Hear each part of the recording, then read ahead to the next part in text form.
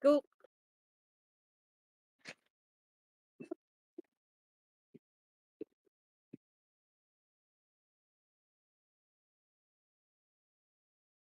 Oh, there it is. I can deal that.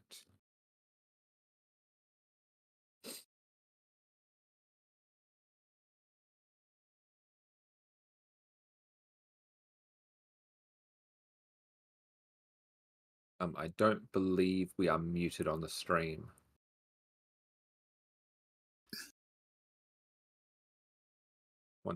No, we're not. I can hear us. I've got it open. Quick, say all the rude things. Ah.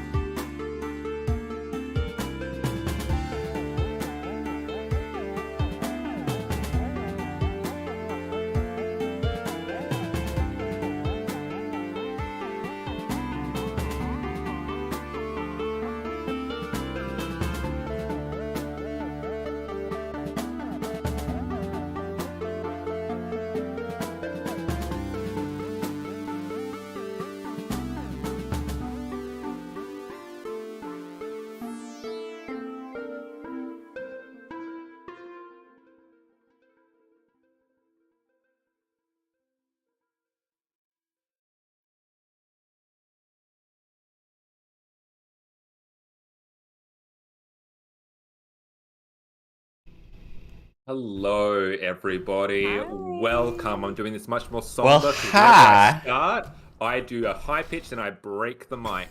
Yeah. So welcome, everybody. This is the Roll to Cast one shot. This is our monthly live stream that we usually do for patrons. However, this one is a bit of a long time coming. This was voted for a few months ago, and at the time, we weren't able to do it. So we're jumping back. So next weekend, you will still be getting Trash Pals, which will be run by Ellen. But for now, this is the Firefly RPG as created by the Margaret Weiss Productions in 2014, which was kind of a successor building upon their first RPG that they did back in 2005, the Serenity RPG. So this is using the Cortex Plus system, which is got some similarities to a season that is upcoming for us, the Dune 2D20. There's a bit of building blocks you can see in there, but I'm super excited because, like, I am not a Firefly fan at all.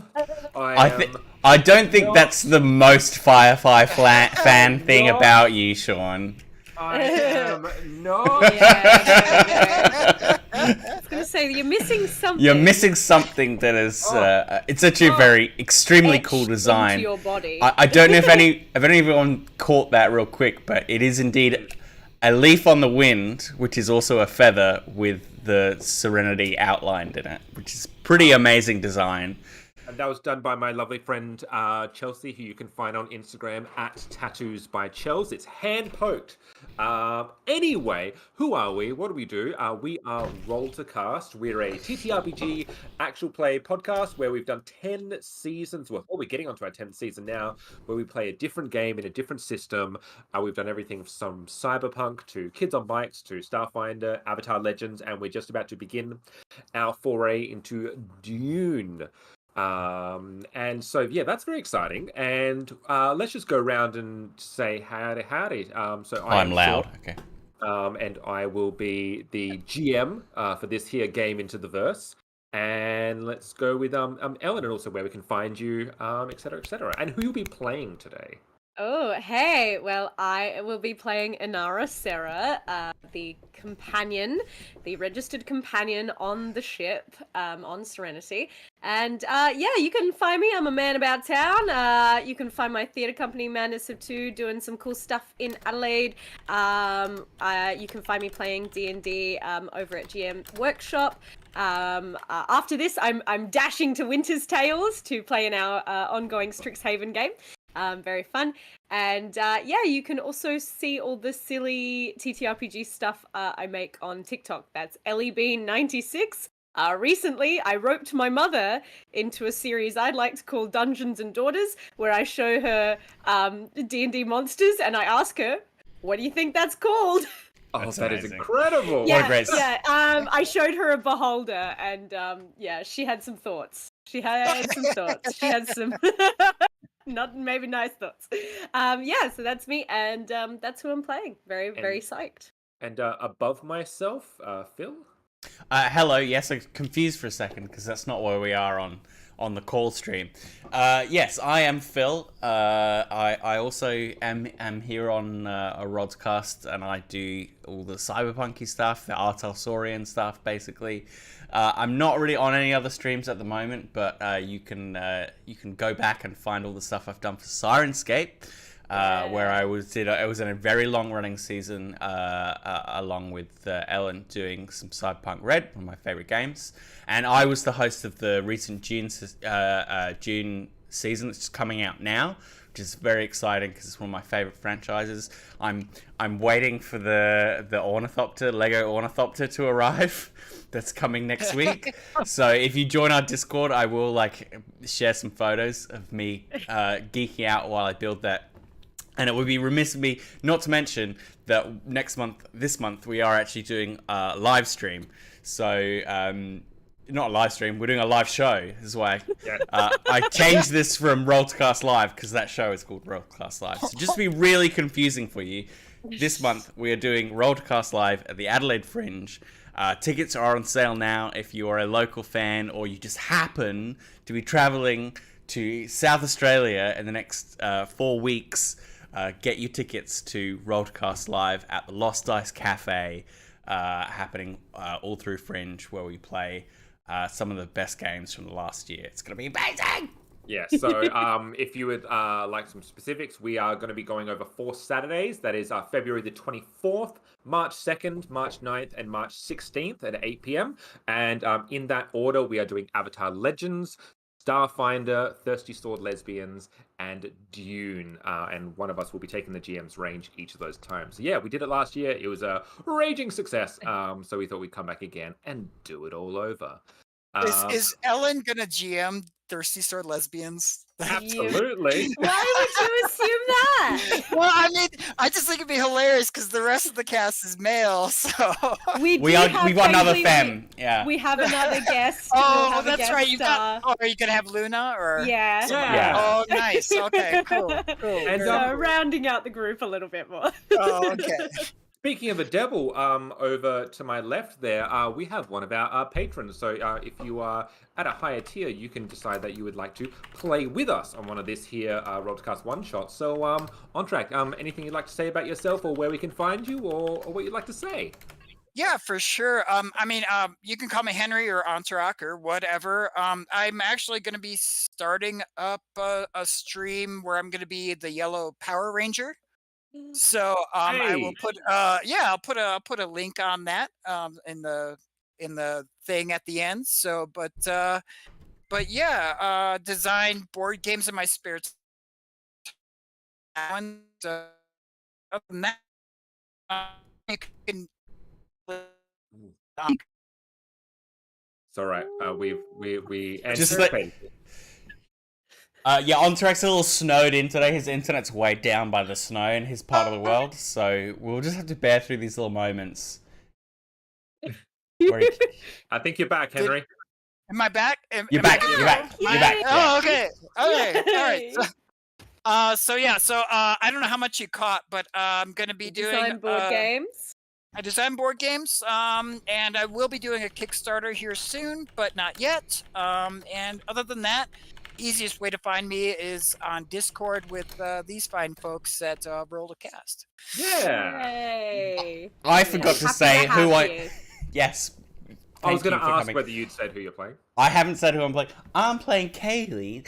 Oh, yeah. The ship's mechanic of the Serenity.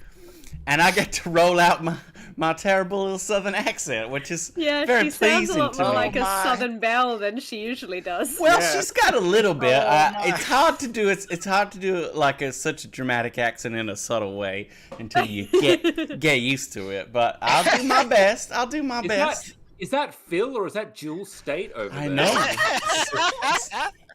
Who could tell? And yeah, I'll be playing Jane, the must groups. You gotta have the muscle. As On Track is attempting to say through the warble is On Track will be playing Jane, the muscle of the group. And Luckily, he's with the his, strong silent type. yeah, with his trusty gun Vera. The man they call Jane. All right, now that Henry is back, so we're just gonna get cracking right on into it, and we're gonna do this here episode of Firefly. We're in the 2nd season. Serenity, the movie, has not happened yet. They were greenlit for a 2nd season. So characters that you might think are dead are not. And they're not. They're just very aren't. much alive. Everyone is here. The whole gang's here. The episode opens up, and we are down in a very familiar setting. That is the town, the city, the planet that houses Persephone. Now, Persephone is a place where, among many things, characters or people might go to lay low.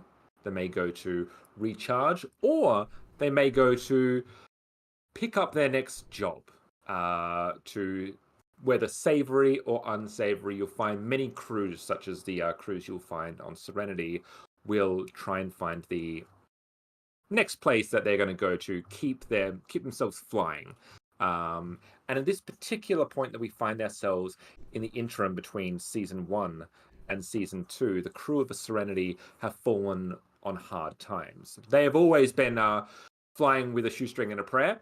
However, at the moment, much more so than usual. And while Mal has done his best to try and downplay just how much in dire straits you are, most of the crew realizes the predicament that they're in. Mal Reynolds, the captain of Serenity, has ordered you all on whatever your idea of shore leave is. Down on Persephone, so you'll find that Wash and Zoe have gone off on something of a second honeymoon somewhere. So they did not tell you where they're going, and nor should they, because as Wash puts it, you don't need to know what we're getting up to. But rest assured, we won't be doing any walking around. Wash might not. No. Simon and River have taken the opportunity to feel somewhat human for the first time in a while they're still being cautious and still being trepidatious. I'm trying to just experience a bit of ground life, and so Simon will be taking care of River, but is taking care to actually enjoy themselves for a change. And Book Shepherd has decided to wander off and just, see where his sights and travels take him. And again, you don't need to know where he's going. He'll be back. Secrets. He'll be back for the sequel. That's it. And that leaves the rest of you, Jane, Inara, Kaylee, and Mal. And Mal has taken the time while in shore leave. He will not be relaxing. He will be trying to find work. And the four of you, while through happenstance or through what have you, find yourselves in the same tavern. This is a lowly establishment for all the dregs and the have-nots, yet it has a sort of charm that Persephone is known for, and really some of the more upscale establishments wouldn't be somewhere that some of you would relatively find yourselves anyway. This might be more in line with perhaps Jane and Kaylee, perhaps not for Inara, but more to the point, I'm going to go one-to-one and let me know what you might be doing in this tavern or why we might find you here. And I'm going to start with Kaylee. Well, there's a nice fella playing the piano over there. Maybe a little bit of ragtime. Diddle diddle diddle diddle diddle diddle. That's mighty fine playing. And she's maybe like trying to not bother him, but like is actually really enjoying it. Instead of it being background music to her, she's actually like, this is mighty fine. And this particular person, he has a cigarette in his mouth as he's playing with one hand. He's got a newsy cap on and like disheveled vest and the like, but he's still playing oddly classical music. And he pulls the cigarette and goes, "You want to have a go as well? Come on, you."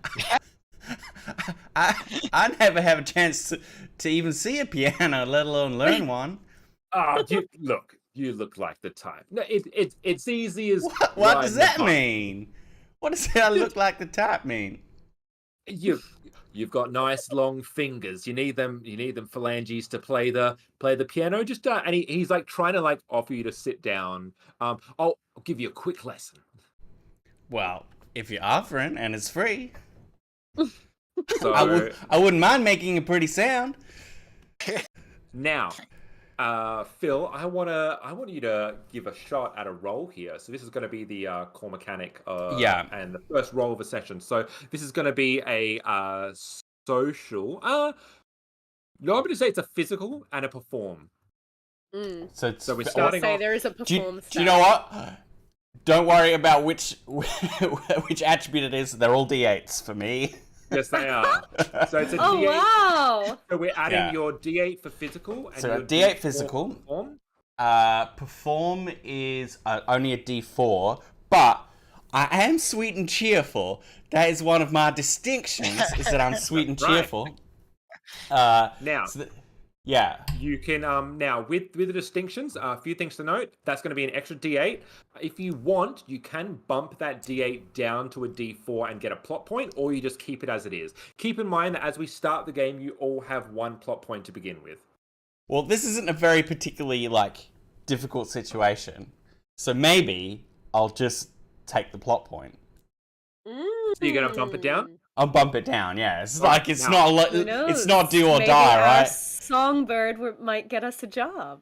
All That's right. So right. That's true. I'm going to set the stakes first. So look, I'm only saying it's a medium roll because you don't play the piano, nor have you seen one. But also, Kaylee has always been pretty adept at just trying something and being great at it. Thus her foray into engine. So we're going to do a D8 to start with.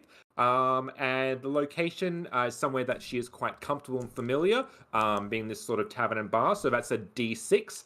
And that's it. I'm not going to be adding anything else to it. So that's just a D8 and a D6. And Jesus. The difficulty I'm setting is beta 4, Phil. Go, Phil! Okay, on my D8 and 2 D4s. So the D8s are 5, adding a 2 or a 2.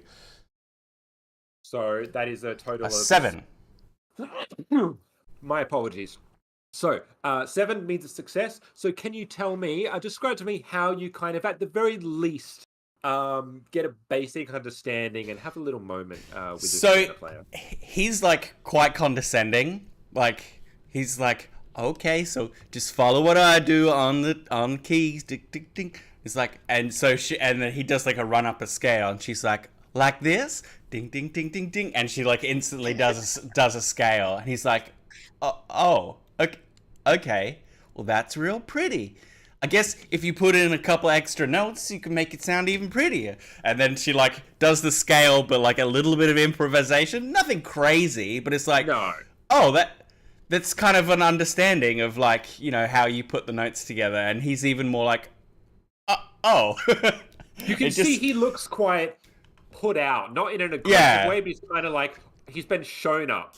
And this is kind of you see this fade into the background as now she almost starts giving him a lesson on you see how this kind of works, but also he's charmed by it as well. He can't help but be well, you're great, but also you are pretty.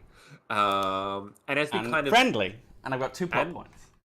Yes, you do. And as we kind of let that fade out into the background, where might Jane be found? And I'll give her. I think I'm actually trying to get Anara's help a little bit as I am forming a letter to my mother to let her know how our travels have been. And I've got some knickknacks that I've picked up along the way, but I don't know a lot of big words. So I'm like, what's another word for yellow? And so yeah, he's oh and so he's formulating a letter up to his mother to send her since they're in dock for the moment. All right. Can we do a social, and this is the interesting use of the role, but craft. Social and craft. Sure. Yeah, social. I get it. That's so sweet. And he's got to make a nice letter, right? Oh, okay. Yeah. So that's going to be a D8 plus a D4 as your base. But I'm going to step down to a D4, right? So I get a plot point? Only with distinctions. Yeah, so if you want to add a distinction. Nope, that's cool. Oh wait, I do have family ties. Yes, you do. So if you would like, that is going to be a D8. If you do want to step that down to a D4, you could grab a plot point for later. We'll just wait for him to appear. He's going to think about that really hard. Jane is scrutinizing the page. You can see he's and so while Jane is doing that, there you are, Jane. Yes. So yeah, are you going to step that down to a D4, your distinction? Yes, sir. Great. Yes, sir. Yeah. So I'm going to set this up. Look, I'm going to say because you've got Anara's help, this is going to be a fairly simple roll. So it's going to be a D6 for the difficulty. And again, Jane is in an environment that he really, really loves. So, and this is his house. This is this place. So it's going to be a D6 as well. So 2 D6s is my base. And, all right, you got to beat a 10. All right, yeah, that did not happen at all. So, and I got a 1 on one of those. So I don't know what that does. So a 1 is what's called a jinx. So just leave that aside for later. Just hold that one aside. And well, basically, you get a bit of advice from Inara, and you're like, that. No, actually, I don't reckon that. No, that's too soft. That's too. And he like scribbles out sentences that comes across as very kind of like insincere and gruff, and there is some spelling mistakes, and it becomes more about Jane.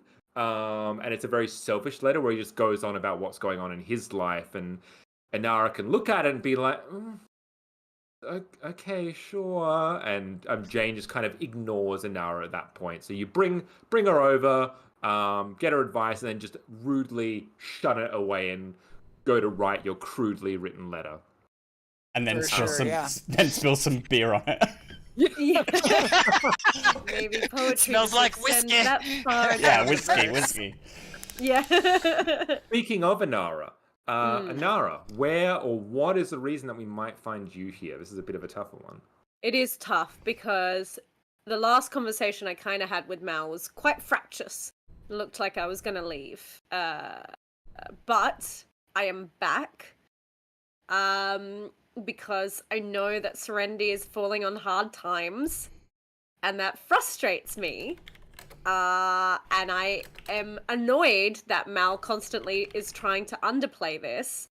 So I think I am trying to, like, scan this area for some decent, by the standards of the crew of the Serenity, work.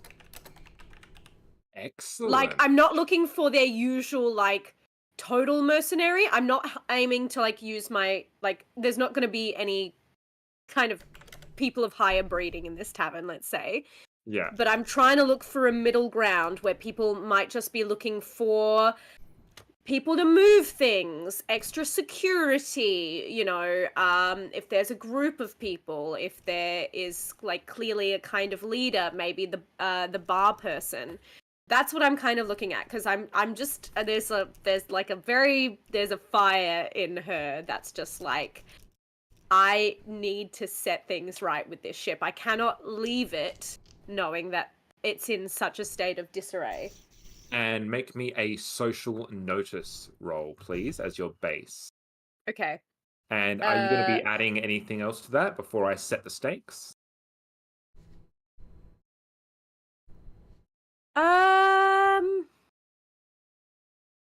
I'd like to use my registered companion distinction. I have an active license in the companion registry which opens doors and brings me business, which also seems to imply that I know a bit of history about who are the movers and shakers.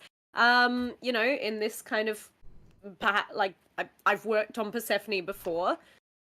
And yeah, I may have had clients, that I've worked with who may have known other people.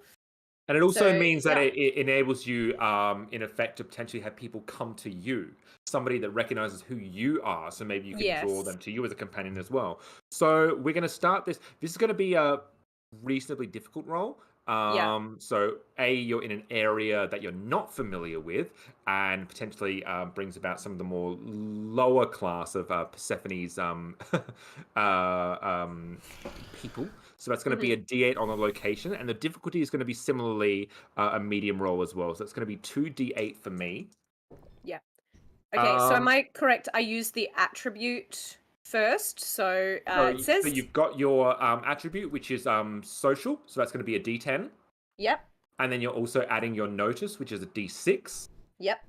Now you could... I have a focus in psychology. Yep. And by the way that you have described it, you're looking to, like, scope out the people and intentions and such like that. I can say that is correct. So you would add a D6 as well. Right. And then you're also looking at an extra D8 because of your registered companion distinction. So you've got an attribute, a skill focus, and a distinction. Now, I could use a D4 instead of that D8 if I wanted to try and gain a plot point. That is correct. It's the narrative currency. Yeah. I mean, what do we think, team, right? We got to try and get those plot points. Well, I can let you know that the intros have to beat a 9. It'll be a 9? Yeah. So you can if you want. But so you that's take your stakes that you're set at. You take the highest 2 of all of your dice. So basically, turning into a D4 Oh. makes it kind of it's not going to actually help your pool that much. Yeah. But alright. you do get that plot point. I do get that plot point.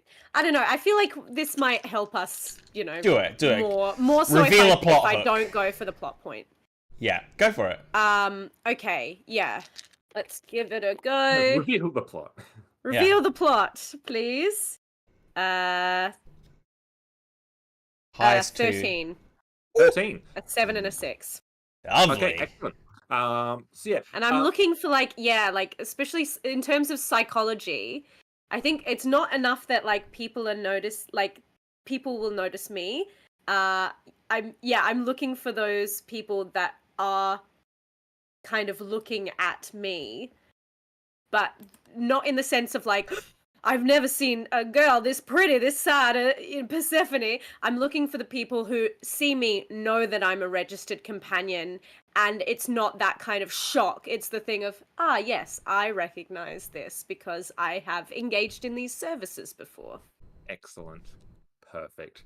You stand up from the table, you put your hand on Jane, and it's almost like leave Jane to do his scribblings while you move off, and you start to wander and weave your way through this tavern, scoping about, giving people a pleasant smile or a look, and become a part of the ebb and flow of the tavern while also scanning your eye across.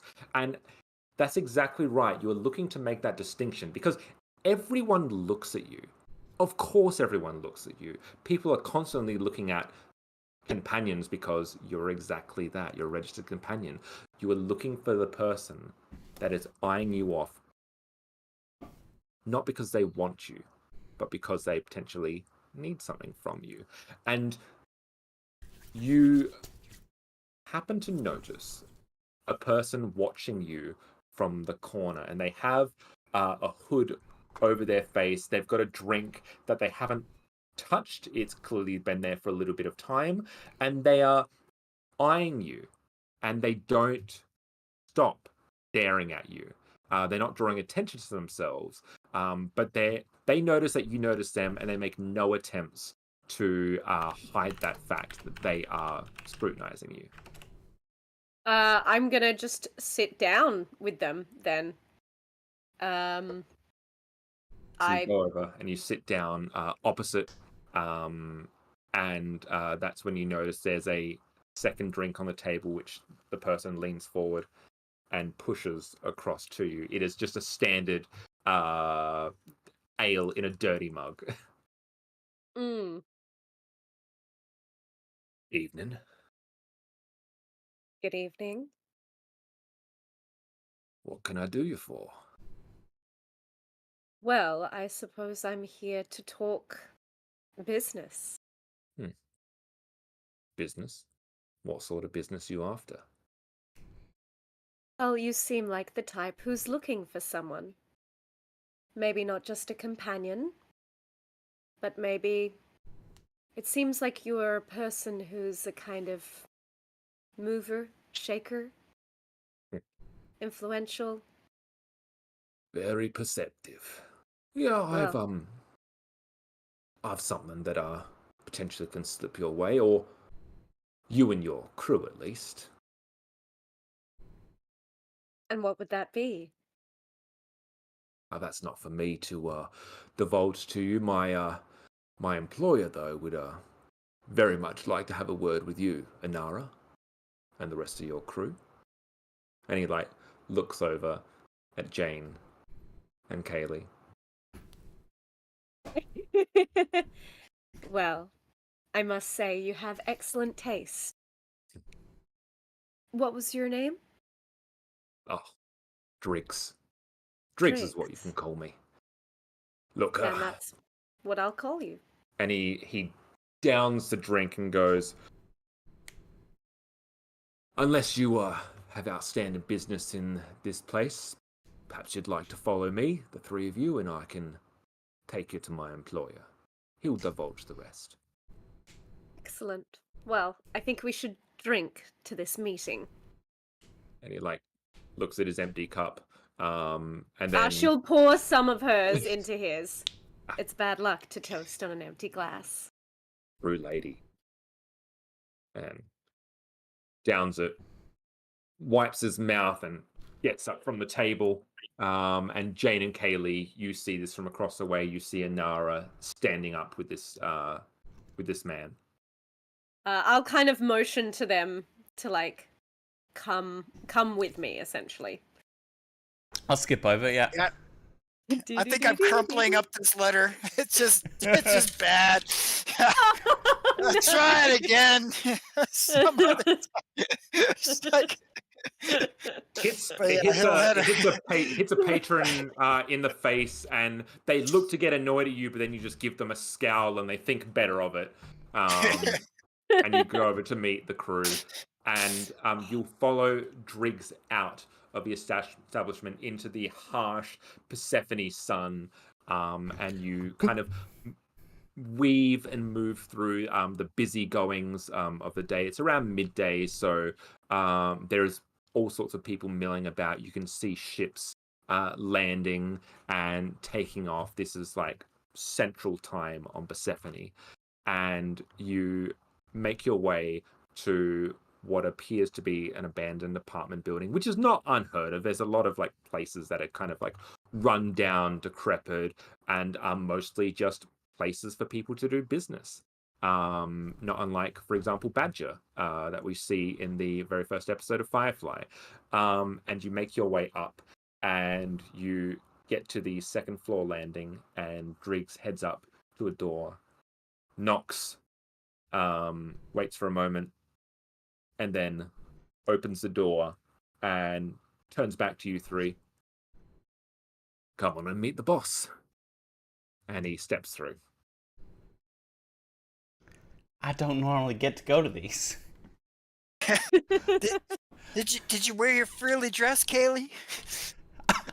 I don't own a dress.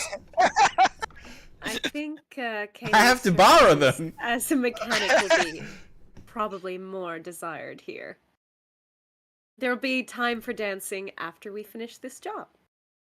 Well, I remember all the stories Mal tells about, you know, his expert negotiations. So, you know, I'll just look mean in the corner, and that'll back us up, right? Yeah. So you're gonna. If you two are the muscle, I can be the mouth. And, I mean, it's not like we can do worse than Mal. And with that snide remark from Inara, I'm not going to tell him you said that. Oh, please do. Inara, Jade, and Kaylee shuffle into this room. You can see at the far end of the room there's a table, and there's one chair on the other side, and you can see the back of the chair as seemingly this person is staring off into a window, and the curtains are almost drawn. There's a little bit of kind of like, it's in a shape, so you can see a little bit out into the sun, and that's the only form of light that's coming. And the door shuts behind you, and there's a moment of silence as you're standing there, and this chair swivels around, and you see an individual. He's an older gentleman, probably in his 60s, quite thin, not a lot of hair. He's got a pair of thin glasses, weathered, wiry face, and he's dressed quite eloquently in a lovely kind of like beige suit. And Jane, you recognize this person very distinctly. It has been some time since I have seen you here. Hello. It is Nishka. Fuck. Oh no, what have we done? We're rooted. Nishka stands up. Jane, welcome. I see you well. There is no Captain Reynolds, but that is fine. This is new opportunity. Oh, please, sit down. I insist. And brings up a chair, a couple of chairs for the three of you to sit down. Insist. I prefer to stand, says Kaylee, and she like puts her hands on a belt, tries to kind of like, and then she's like, and then leans against the wall, puts one foot up, looking kind Jane's of. gonna unbuckle a knife and kind of hand it over to Kaylee so she can look more intimidating. So sweet. She realizes like brandishing it's not a good idea, so she just holds it down on the side. And then unnecessarily she repeats, I prefer to stand. He's very, very cute. Yes. Thank you, Kaylee. Mechanic, it is lovely to see you. And he looks over. Inara. Welcome. I'll take a seat. Kind of looking to Jane and Kaylee as if like, oh crap, but like we've got this. Yeah, is there some kind of like perception kind of thing that we can maybe do to get a read of the room? What are you kind of looking to ascertain? Threats, possible exits. Just just kind of like, all right, if stuff goes south, I guess probably. I think my main concern would be: is there a Crow Junior hanging in the corner? Yeah. So let's. I mean, obviously there is the. Well, look. Here we go. Here's how we're going to set up this kind of role. So we're looking. This is going to be. I'm actually going to say this is a mental role because you're kind of trying to make an assertion about what you're noticing as well. So this is going to be a mental notice roll. So that's going to be your D6 and a D4 as your opening stat, opening dice pool. And if I say something rude, if I do some tough talk, like, are you planning on backstabbing us, you mangy piece of junk? Can I use my crude die as well? You can absolutely use your crude die, of course. Perfect. Perfect. All right. Yeah, I want to. That was a good line as well. Okay. I'm gonna set the stakes here. So this is gonna be a relatively easy roll simply because you're in Nishka's like vicinity. There is already danger. Like you are. Yeah. This is dangerous. And you're in his place. So I'm gonna make that a D8. And no, I'm just making a simple roll because I think this is a simple thing to discover. So you're looking to beat a 9. All right, and I use the top 2 dice. That is correct. Is that right? Okay, yeah, so that you beat me, so I did not do that. So look, in terms of finding out anything extra, Jane does not. But Jane is smart enough to know that, yeah, this isn't a great situation for you. In terms of exits, there is the door you came out of. In the most immediate threat, there is Nishka himself. There is another being that was in there that is a kind of Crow Junior. More to the point, the fact that there isn't a lot of people in the room speaks to Nishka's reputation. He doesn't need 10 people in the room for you to know that to do something would be very bad for you. Like the fact that he has not many people there speaks to the comfort in his power and in his threat. So I think he's sitting on like the very edge of the chair, just at the very edge of the chair. He's ready for something to go down. But and when you say that, Jane, Nishka goes, oh, Jane, if I wanted you hurt, you would be hurt. You are here because I invited you. Look, we must let bygones be bygones. I did a bit of cutting on Mal and Wash, but Mal got a bit of a violence upon me himself, if you recall, and well, let us say it's even. I'm a businessman. We are here to do business. You are looking for work, are you not? People talk. People always talk.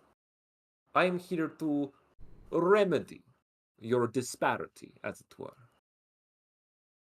I In mean, the if spirit of being upfront, we're looking for work with no surprises. If you have straightforward work, we are willing to do it. And you know how capable we can be as a crew. Of course, you are, if not the best, you are very capable. And I would not trust just anybody with this sort of job. I've been given information, intel. Now, of course, we know, both for myself and for you, the crew of Serenity, you have no love for the Alliance. Now, I have been given knowledge that there is a derelict ship of the Alliance out in the black.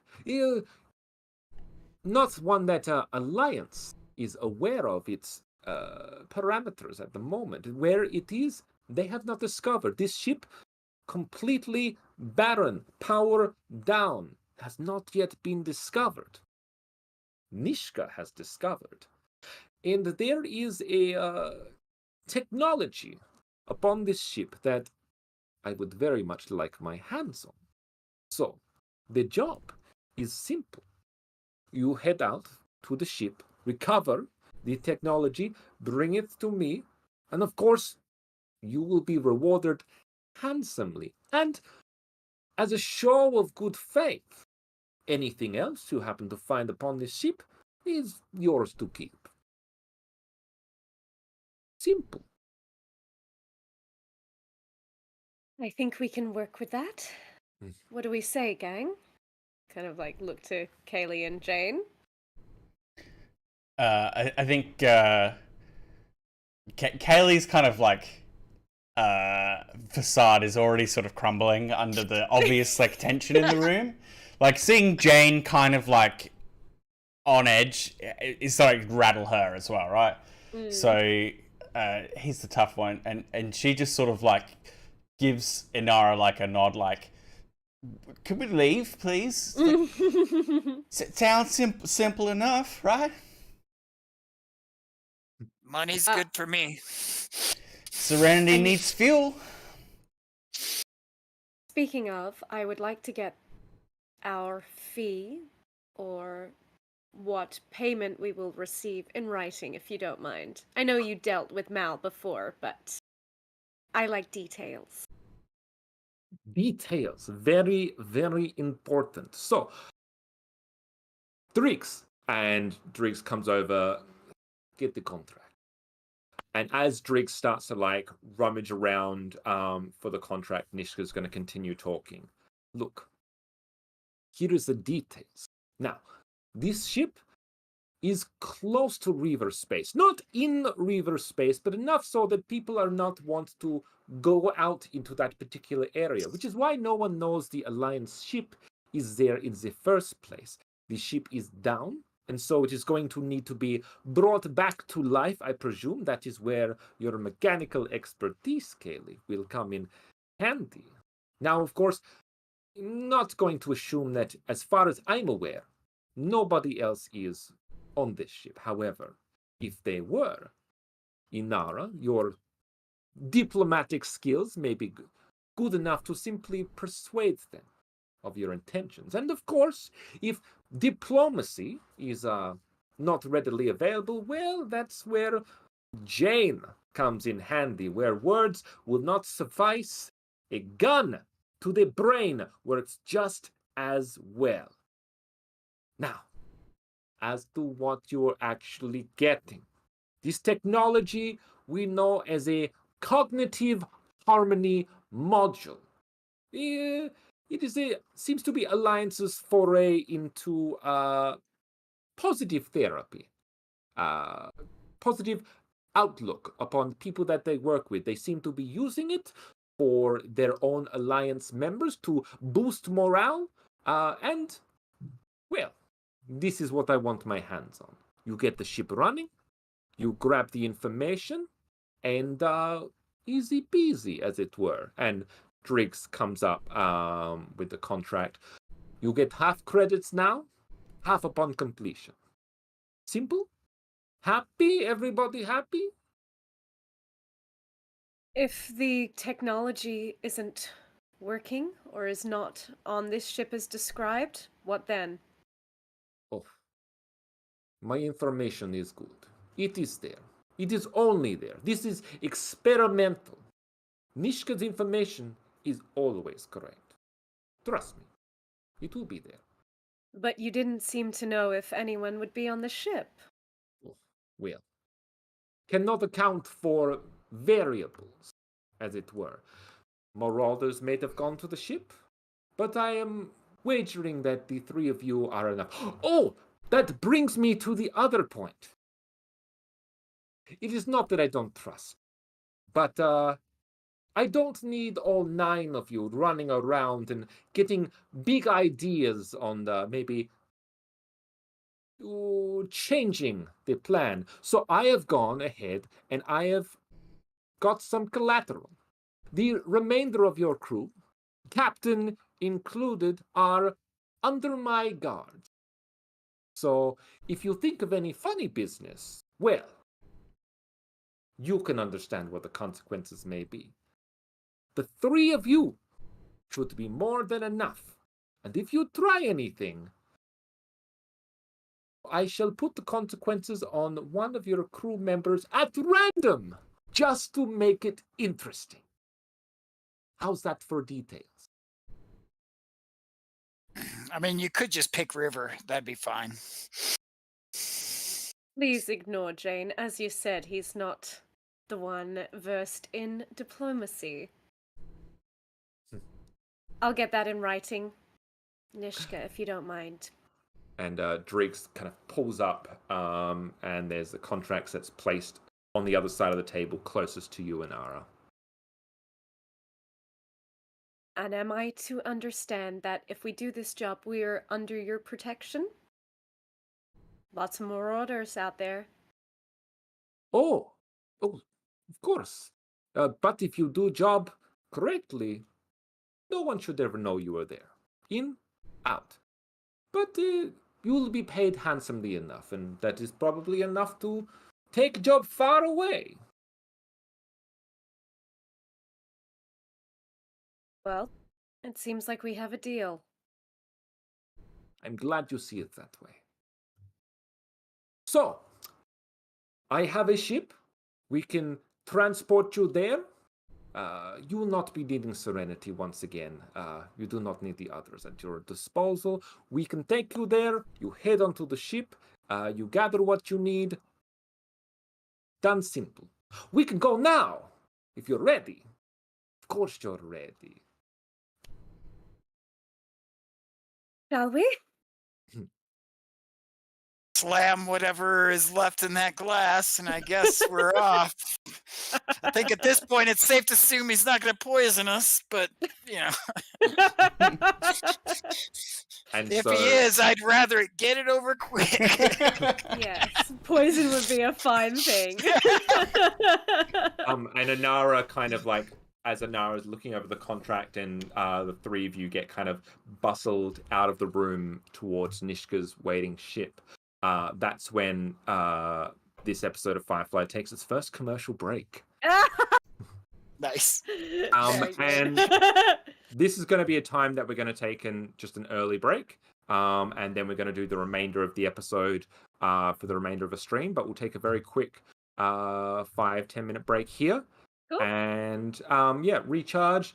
Think about what you're heading into, what you're going to do. Your choices. Think about your choices. Mhm. And we'll head forth. But so for those of you that are playing along and paying attention, let us know what you think's going to happen this episode, or what you're looking forward to, and if you're happy with the way that I happen to shun 6 other characters out of this episode instead of just the 3. I've captured all of them. Yeah, very seamlessly done. Whoa. No shepherd's crook. All right. We'll see you all very soon. Yeah. All right. See you Don't right go, back everybody. here.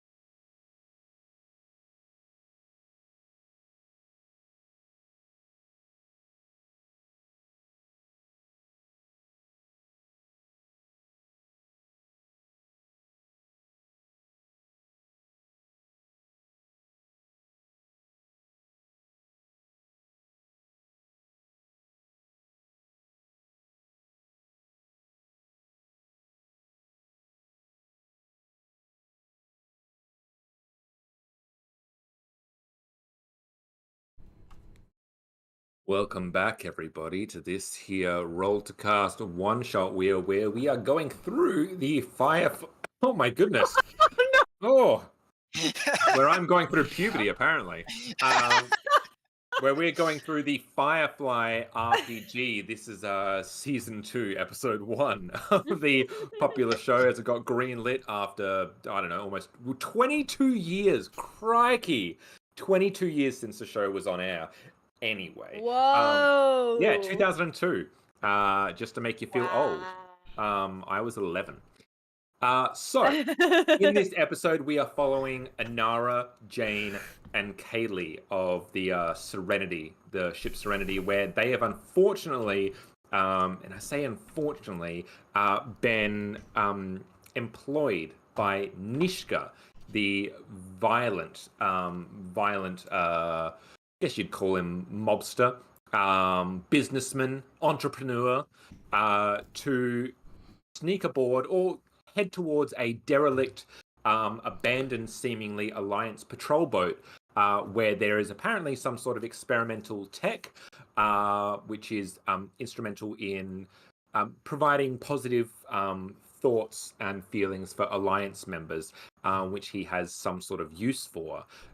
He has detained or otherwise engaged the remaining members of the Serenity, and using them as bargaining chips of sorts to ensure that our 3 members don't try and do anything to deviate from the mission. And so Jane, Kaylee, and Inara are en route. They have gone into the black, and they are heading towards this Alliance patrol boat. And as we come back, I'm going to give you 3 a moment while you're kind of on this small shuttle under guard, and you're heading towards the ship. Is there anything that the 3 of you might say or talk to in the minutes that we have before we come upon the patrol boat? I know we're in terrible danger, and so are the rest of the crew, but it's kind of flattering that he picked us and picked me to fix the boat. Well, of course, Kaylee, you're one of the best. But Captain look, says we've I'm a dealt- miracle worker. And he's right about that. But we've dealt with Nishka before, okay? And we've come out the other side of it. We just need to be smart. And we need to make sure that any variables are dealt with. Yeah, no loose ends on this one. We gotta make sure our I's are dotted and our T's are crossed, and I think we'll be all right if we, like you said, keep our wits about us. So you have been practicing your handwriting. Yeah, I keep mixing those up, don't I? I always say that dot the T's and I cross the I's, but then I try to cross my I's and I can't. Thanks. Well, just keep your eyes facing forward, Jane, and we'll be okay. And Jane does exactly that. Jane puts his eyes forward, and as you do so, you see Jane's eyes slightly widen, and Kaylee and Inara, you follow his gaze as you look forward, and just slowly coming into view, you see the unmistakable visual of an Alliance patrol boat, something that usually the 3 of you are running away from as you are being targeted by it, as it chases you through the verse. But in this instance, there's an eerie quiet, not just obviously because you're in space and there's no sound, but the music of this episode peters out, and you just see this ship unmoving. The lights are clearly out. It is just drifting in space, and your ship slowly comes towards it, and you can hear from the front, preparing to dock. All right, take it in easy. And they you are provided with suits to head onto this ship, because as they explained to you, all right, no promises that the life support is working at this point, so try not to get yourself killed as you given 3 suits to place on, helmets included, obviously. So they're escorting us like right to the ship. Yeah, just to the door, and then they're gonna break away until you're ready to come in. When you're ready to extricate yourselves. But they need to actually dock with the ship to be able to get you on. Am I able to talk to whoever? Like, this isn't Nishka, this is just some of his cronies. Correct. I just think it's really worth having them not leave us high and dry. Yep. So what are you looking to do? Look, if there is one, I'm looking to schmooze, seduce, whatever, to try and get them to just, like, stay a little while longer. Kaylee is an expert mechanic. This part should be, we should be in and out. I don't think that there's any reason for you to drift away. And maybe we'd be able to spend that time talking, getting to know each other. So to be clear, are you asking them to actually come in with you, or just to No, not just to not leave. undock themselves? Yeah. Okay. Excellent. Well, let's make that a social perform, because I feel this is a performance. Yeah. So that's Jesus. I That's do have. I also do have influence, which is seduction. Is the yeah, focus. Absolutely. So you want to use the focus. That's going to be a D10 and influence. That's 2 D10s plus the D6 for seduction. I'm also alluring, which is a distinction. And I feel like more dice. 3 more dice. D10s already. Drop it to a D4 for the plot. Yeah. Yeah. Excellent. Let's do it. All right, we're gonna. I'm gonna set the stakes here, and I'm actually gonna pull up I'm gonna pull up a character sheet that I have here, because I was ready for this. It's a real shame that Chris isn't here, because he loves arguing how he should get different dice and advantages. He would love this. Don't you get the big damn Chris die too? Isn't that a thing? Yeah. There is a big damn hero die, yeah. Yeah, that's if you succeed more than 5. Oh, I see. Okay. Yeah. All right, here you go. I'm gonna say that this is also going to be a social role. So that's my D8. And you're going to be combating against their influence, their ability to be influenced. That's going to be a D6. And I'm going to use their special skill of bribery. And can I use anything else? I cannot. Damn it. All right, that's fine. Let's set the stakes. And Jesus, what a horrific roll. Yay. I rolled a 1, a 2, and a 2. So beat a 5, Ellen. Okay. On your a gazillion dice. Well, 1 is already a 10. So. Yeah, I think you're quite alluring. I've got a 10 and a 7 as my 2 highest, so I'll take that plot point, thanks. Yep, and you also have unlocked another thing that you can do, which is basically you got a extraordinary success because you beat the stakes by more than 5. I get the big damn hero die? You get the big damn hero die. So what you can do is you're going to put aside the big damn hero die, which is equal to the highest rolling die that I have, which is a D8. So put aside a D8. Now, a player gains a big damn hero die equal to the highest rolling die in their opponent's dice pool, which you've done. Now, I can... the GM can remove one of the PC's big damn hero dice equal to or lower than the highest rolling die in the opposition's... Now... It costs a plot point if you ever want to roll the big damn hero die. Mm-hmm. You just chuck it in where you want? Like it's your secret weapon. You just chuck it in. Yeah. And you can include that after you've rolled. So you could roll and then realize you haven't made it. And then you can go, all right, I'm going to spend a plot point and use my big damn hero die. So it's a little narrative oomph. That's right. Well, it makes sense. It's big damn heroes. You're meant to come in when all hope is lost. Mm-hmm. Yes. I like that. Don't think I've forgotten about Jane's complication. Sitting there in the Jane- background. I've got What James. did I do? You rolled a 1. You rolled a 1. So Oh, that's right. That's right. Okay. And because I think I don't know if I can use it whenever I want, but I'm deciding to. So Okay. That's fair. It's your story, man. that's it. And so Anara, like one of these this person that you've leaned up to, this alliance officer, a little bit older. He's probably in his 40s, like a bit gruff. He's seen a lot of Prime service. client demographic. Yeah, right. And he Not kind of he grossly like looks you up and down, and then looks to make sure that no one else is like kind of like listening. Goes, I wouldn't want to stay too far away from you. It's all right. I can make something work.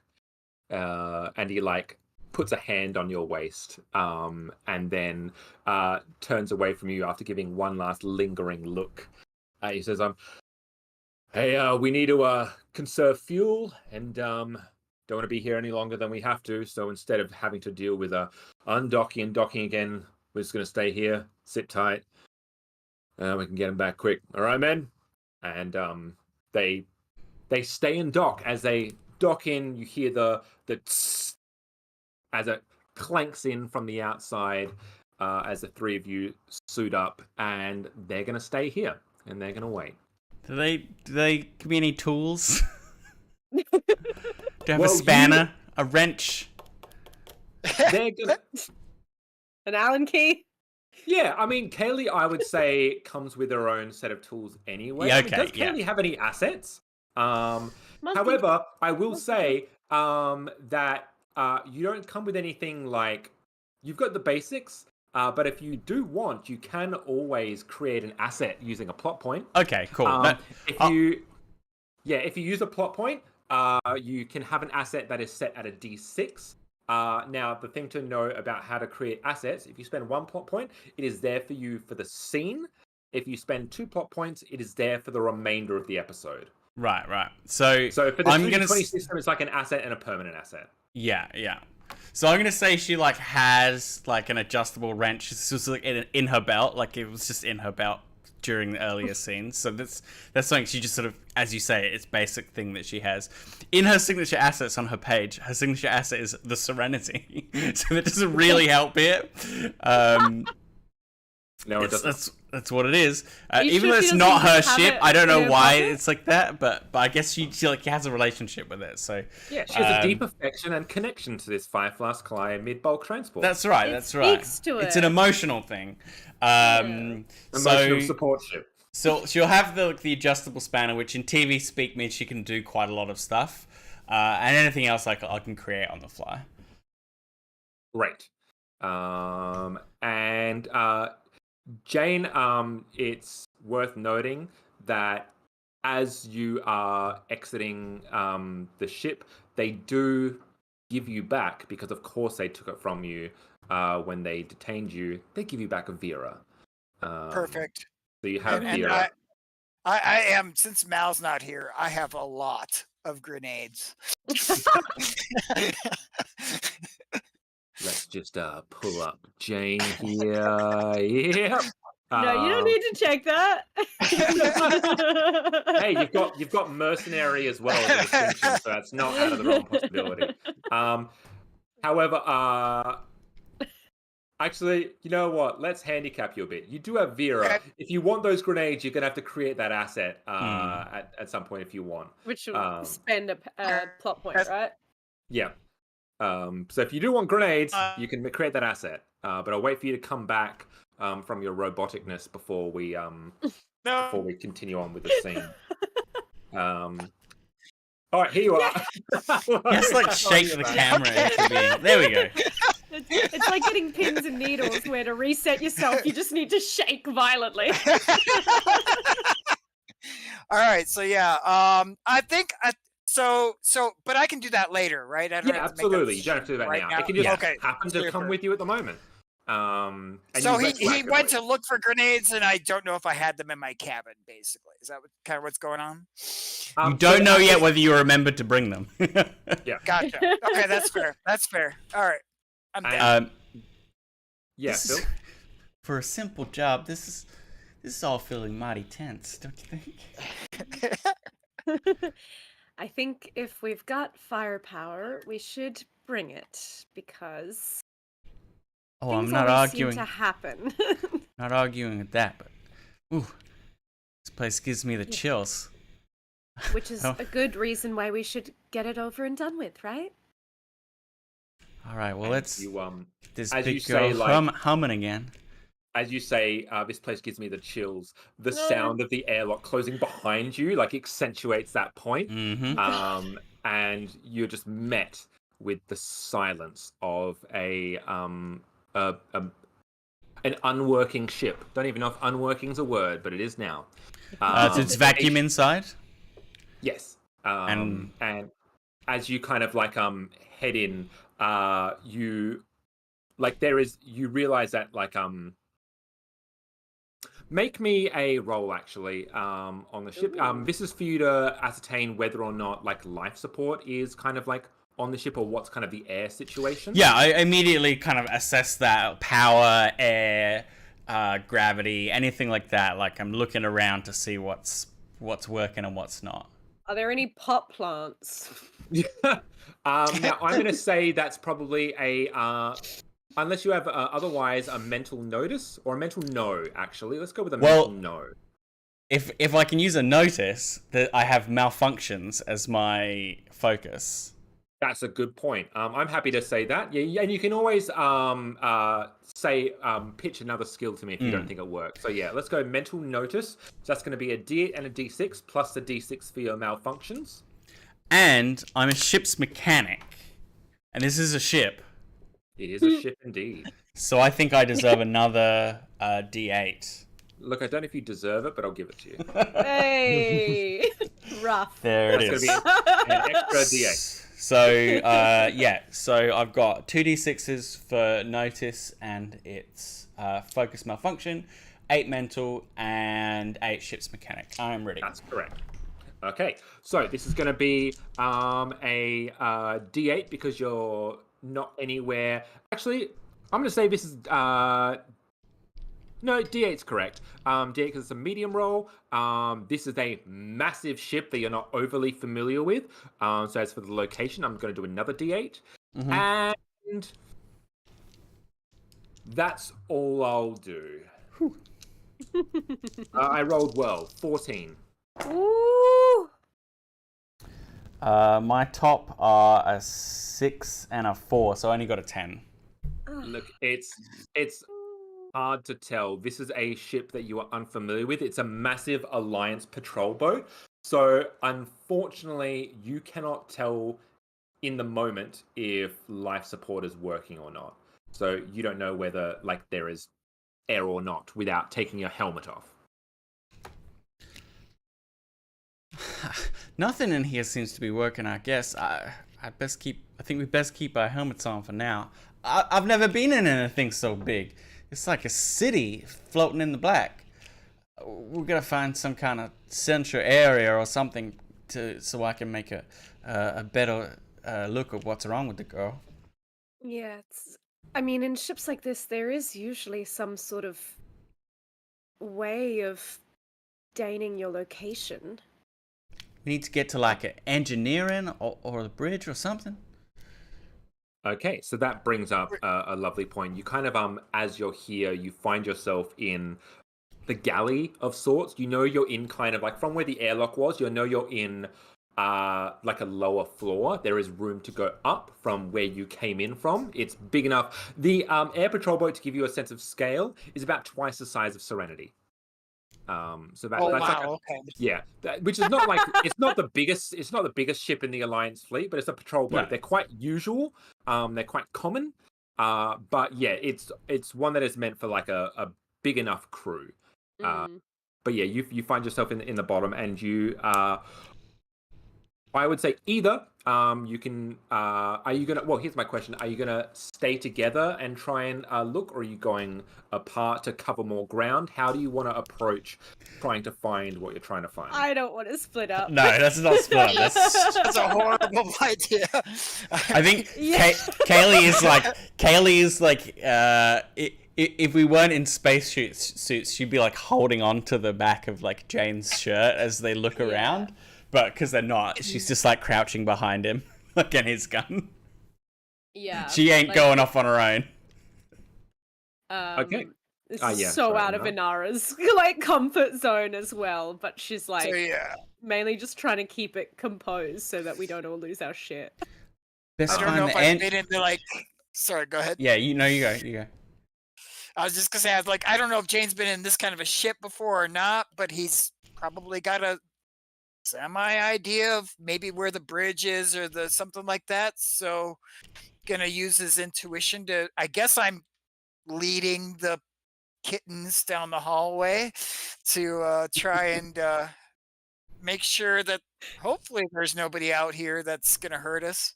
So. That would be good. Okay. Well, just to see how well you kind of navigate your way through this ship, we're going to go for a. This is going to be a. Is Jane going by intuition, or? I think he's probably asking. I don't think Inara is going to have a whole lot of input, but he'd probably be conferring with Kaylee on what she thinks. The question is like whether we head to the bridge or do we head to like the engine room power plant? That is my question. While Henry comes back, Phil, what is Kaylee's kind of thought process in the moment in regards to one of those two things? Well, I think Kaylee thinks the engine room is the go because we're not getting anything done without power, and it doesn't look like there's power. As far as you can tell, Henry. You're back. So I think Yes, I agree. That was my thought as well. All right. In that case, I've literally got the schematics for cool. Oh shoot! Just to quickly show you. That's in the Serenity book, by the way. Very Because cool. fun fact, the fun thing about the Firefly and the Serenity books is in the Serenity RPG you can't reference anything from the shows, and in the Firefly RPG you can't reference anything from the movies because of the way the rights work in those two games. So I'm using a bit of both. That's so funny. So I'm gonna allow. I think it might be fun if both of you make this roll, because if there's a conflict between where you go, that might be a fun little narrative argument or kind of mix match. So for both of you, I'm going to say this is a mental roll as your attribute. To be clear, this is for Henry and Phil. This is going to be to find the engine room. So this is going to be a mental, and I would say that this would be. I don't know if notice is correct. I think I could see. Survive could be. Move, I think, could be one as well. Yeah, pick one of the skills that you think would be relevant to you in this scenario, and make that your base. For myself, I'm going to say that this is. I'm going to say that this is going to be a difficult role, because of the size of the ship and the scope of the ship. And again, I'm going to grab a D8 because of the location of the ship as well. And that's enough for me. That's a D10 and a D8 we're working with. So let's set the stakes. This is a 13. So 13 is the difficulty that we're setting at. Okay. You go. All right, so let's see what I got here. That is another one. No. And so I got a hot 6. Oh, but it is hot. All right. Yeah. So I'm gonna go. Can I use know? Like I know what a ship is meant to look like, how it's laid out. So 8 and 8 for that, and then ship's mechanic is another distinction I think is worth using. Yeah. Now, here is where I'm going to incorporate a complication. Oh no. I'm going to incorporate immediately the complication that one of the jinxes that you used, Henry. So I'm going to spend one of my plot points because I, by the way, start off with 1 plot point for every player. So I start off with 3. Wow. Oh, okay. So I'm going to use the plot point to buy that complication. And what it's going to be is I'm going to add an extra D6 onto my roll. And the way that's going to formulate is basically this is Jane being extremely sure that he knows where it is. So almost it's going to fly in the face of whatever Kaylee thinks. Like, because Jane is doing the, well, you know, Mal's not here, so someone needs to be in charge, and I should be the one in charge because I'm the superior officer and I know where it is because I've been on an Alliance ship. Sure, it was the brig of an Alliance ship, but I've been on this ship. I'm telling you the engines, Jane, the engines that are at the back. I rolled a 6, so that 13 is going to become a 19. Okay, so I'm pretty screwed with 3d8s here. I can only get a 16. So what can I do with my plot points to get me You can use a over plot point to count. So usually you count the 2 highest. You can use a plot point to count the 3 highest. Okay, so you yeah. can include a 3rd die. Okay, I guess that's what I'll have to do. So I'm going to use 3d8s and count them all up, see if I can beat the 19. So that's physical, no, and ship's mechanic. So that is a 7, a 4, and another 7. That makes it, doesn't it? Yes. Wait, No, that's 18. No. 18! No. Ooh! It's 18. Now, I'm just going to double check and see if there's anything else, because there's no limit on the amount of like plot points that you can use at any one time. Just as Can I like double one of my rolls or something? You can create an asset if you think there is something that could help you in this moment. Okay, for this thing. So at the point of their arguing, they're turning around. They're like totally lost in these dark corridors. They all look the same, and Jane is like he's absolutely adamant we've got to go this way. When Kaylee's torch like turns around and she sees like a map, like an evacuation map on the wall. And she waits for him to like peter out and finish. And she sees that. But the map says it's right at the intersection, not left. See? So, just for the sake of it, roll me that extra d6. You roll 1. Bill! Which is 19, right? That gets me over the line, but it's still a complication for later. Or is it? Do I have to? Is it meets it beats? Please tell me it's meets it beats. So here's the problem. In the case of a tie, it goes to the defender, which is me. Oh Damn no!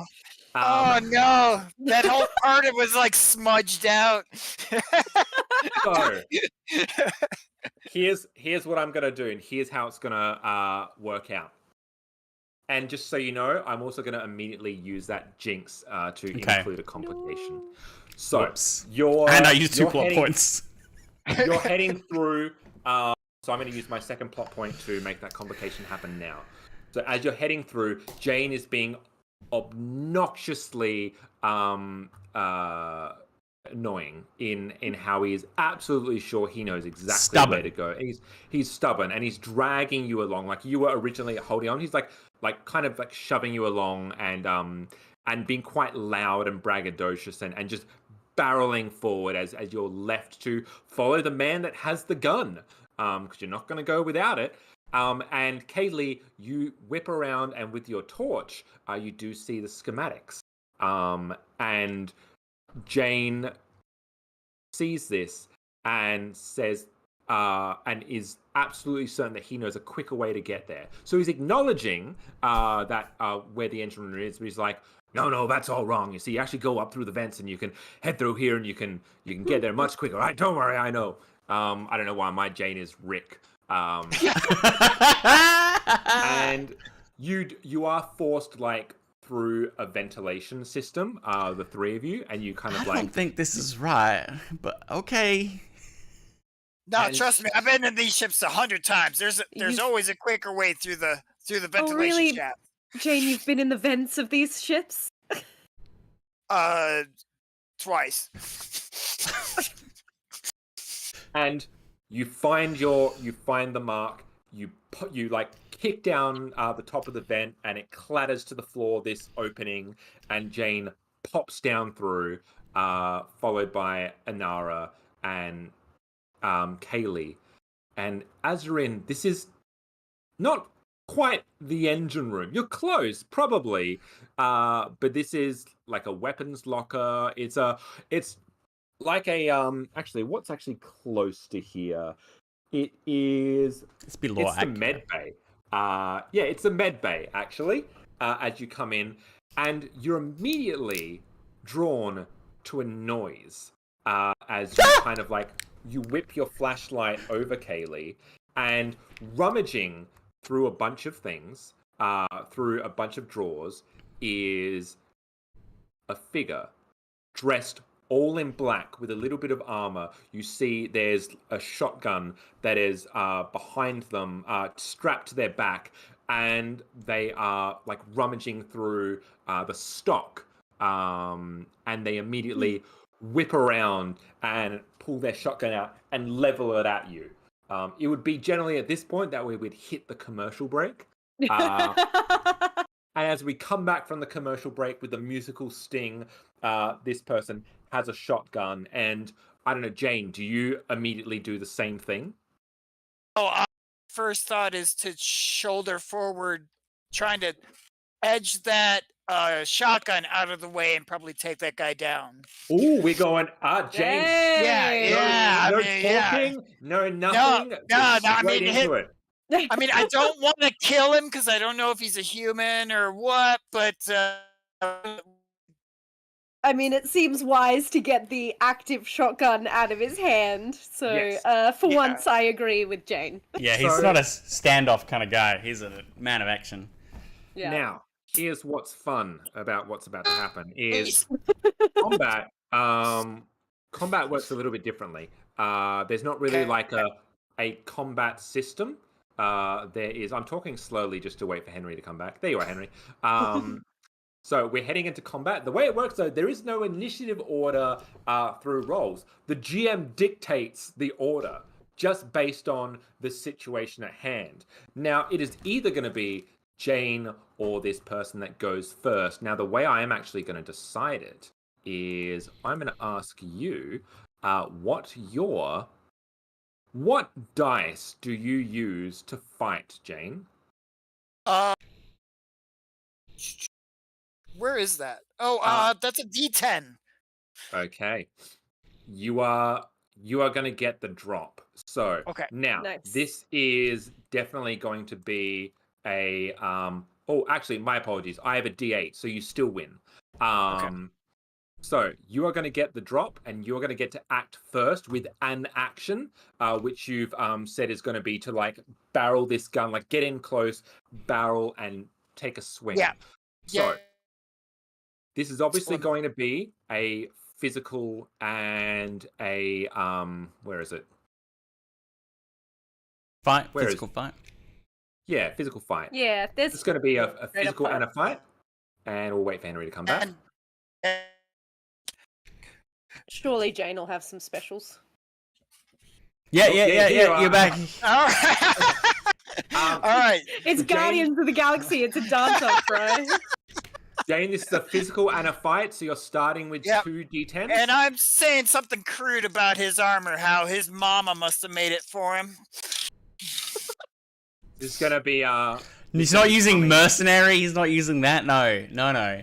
He's using No, crude. mercenary is like if I switch sides, dude. That's not gonna help us. Yeah. I see. I get it. I get it. If we just slip Jane something right now. Yeah. or it could. I mean, I'll give you a choice. You can either use crew to make like a sort of quip as you're doing it, or it might be Yeah. a more underhanded strike. Like maybe you like Knee him in the balls or knee him in something. the balls, or maybe it is Yeah, just- yeah. Let's go dirty fighting. Let's do both. I mean, I don't need to roll 2 dice, but Well, See- I'm going to help you out. What if we, All right. because we're definitely going to include your signature asset, which is Sure. Vera. well, So are we? What? Yeah, he's using his fists, not Vera right now. that's true. Well, I'm saying you have the option of using it if you would like to. You could pistol whip him. So it's up to you. Momentarily. Does that add a dice? Does that just add a dice? It adds a D8. So, I mean, yeah. I mean, I guess I would probably maybe I'm using Vera to knock the shotgun out and clobber him to the ground Yes. while talking trash to him. So, Nice. Okay. Excellent. There we go. Let's go with the and I'm gonna set the signature assets. An asset has a strong starts as signature asset can gain triggers. Great, awesome. So I'm gonna set the stakes here. Okay. So this is a battle-worn bounty hunter that I'm using. So I'm going to set the stakes: physical, which is a D10, and fight, which is a D8. You're tough. And I'm going to say that I'm going to use their their bounty hunter, because they're a bounty hunter. So let's use that. Great. Let's set these stakes, and should also be worth. This isn't high stakes at the moment because you're not shooting them. So it's still a low Okay. stakes roll. Okay. All right, 6. You got this. All right, and using my 2 highest, that is a 9. Oh, not too bad. Not too bad. That's doable. He handed us a 19 to navigate the damn ship. And a 9 I to know, right? knock out the bounty hunter. So my 2 highest are 14. So Great. That's Absolutely. by 5. That's by Yeah, 5. and so you get it put aside. yeah. And Oh. what sucks about that is because my highest was a D10, your big damn hero die is going to be a D10 for later. Yeah. And yeah, explain to me how Jane comes aside and dismantles the bounty hunter. Yeah, I mean, like he said, it just raises Vera into the shotgun, hammers that guy's face to the floor, taking him out, and just laying him out real dirty and quick without giving him a chance to even speak his piece. And does Jane still give a Firefly-esque quip upon the smash? Oh yeah, you think? Yeah. Hey, Anir, what's a really good insult right now? I think taking him down is just the insult that he deserves, right? I took it. And yeah, as Sometimes strong and silent is more intimidating, Jane. Less is more. and this armor-clad individual with like a completely shaved head just gets clobbered against the medical paraphernalia, and like a tray clatters as their head bounces off the floor, and they're immediately knocked unconscious, and a whole bunch of kind of like syringes and med packs and medicine capsules just spray upon the floor, and you're once again met with silence. How do you guys react in this moment? Kaylee? Is he wearing a helmet? No. There we go. Looks like there must be air on board if he's not wearing a helmet. Otherwise, he might not got knocked out so easy. That's true.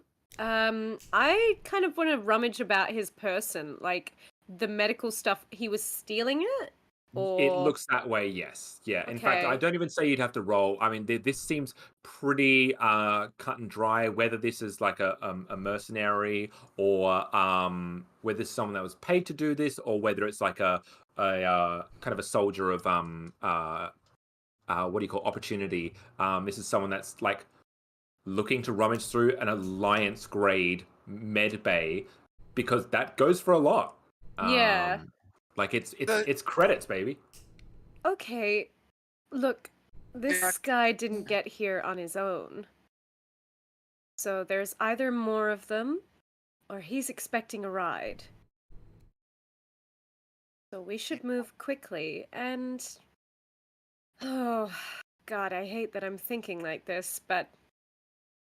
I don't know, maybe we should take him with as a bargaining chip, in case anyone does come our way?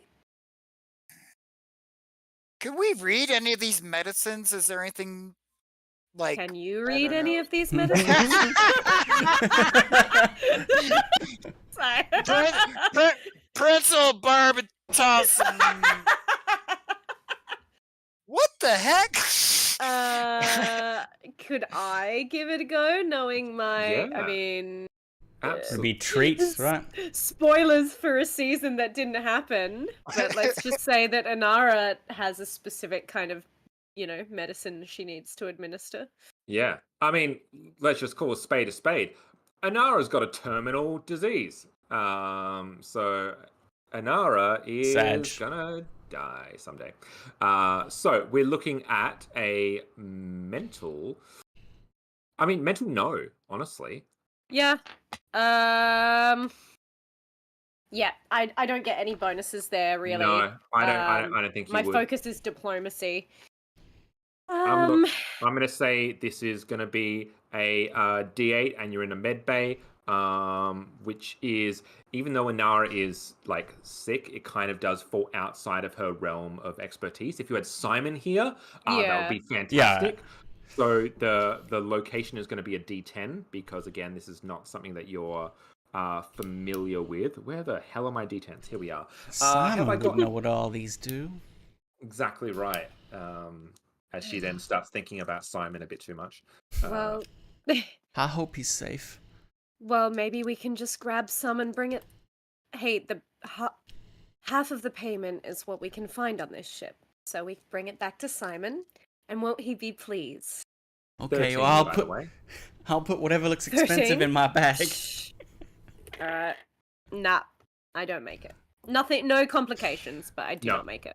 Basically, you can't tell from a personal standpoint. Inara finds nothing that would help her, or if there is, nothing that she can figure out. Again, she's not a doctor. She's not someone that's knowledgeable in this area.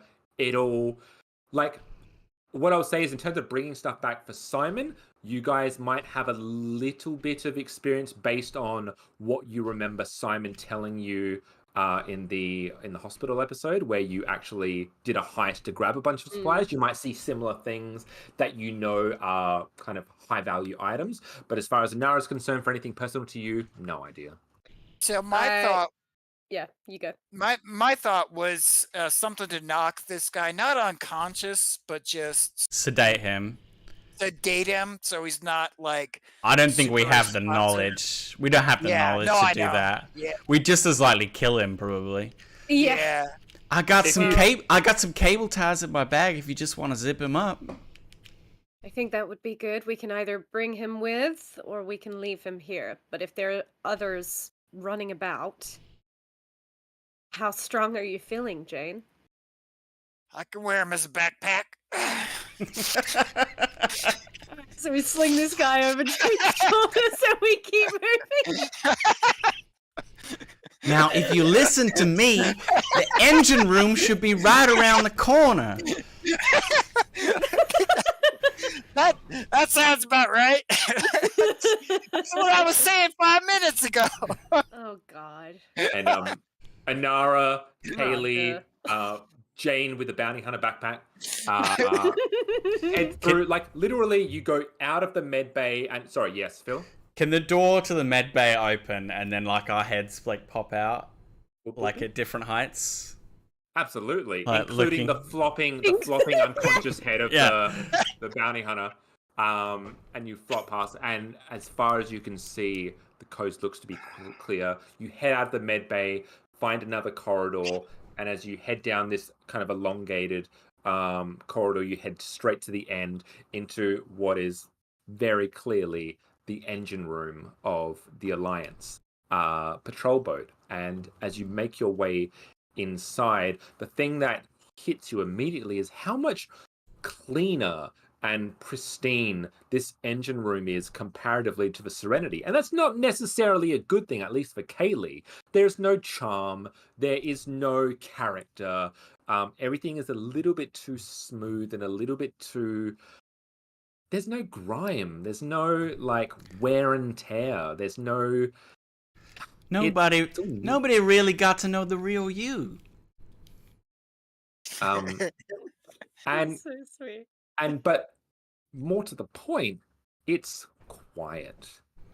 There is no whirring. There is no gears churning. There's nothing to signify that this thing is in any sort of working order. And so, if anyone's going to get the ship back up and running, might have to be Kaylee. Well, there must be air, but I think it must be running on backup life support only, because it is dead quiet in here. But don't worry. This girl just needs a little TLC in the right spot, and I'm sure she'll be humming again. Nothing seems broken.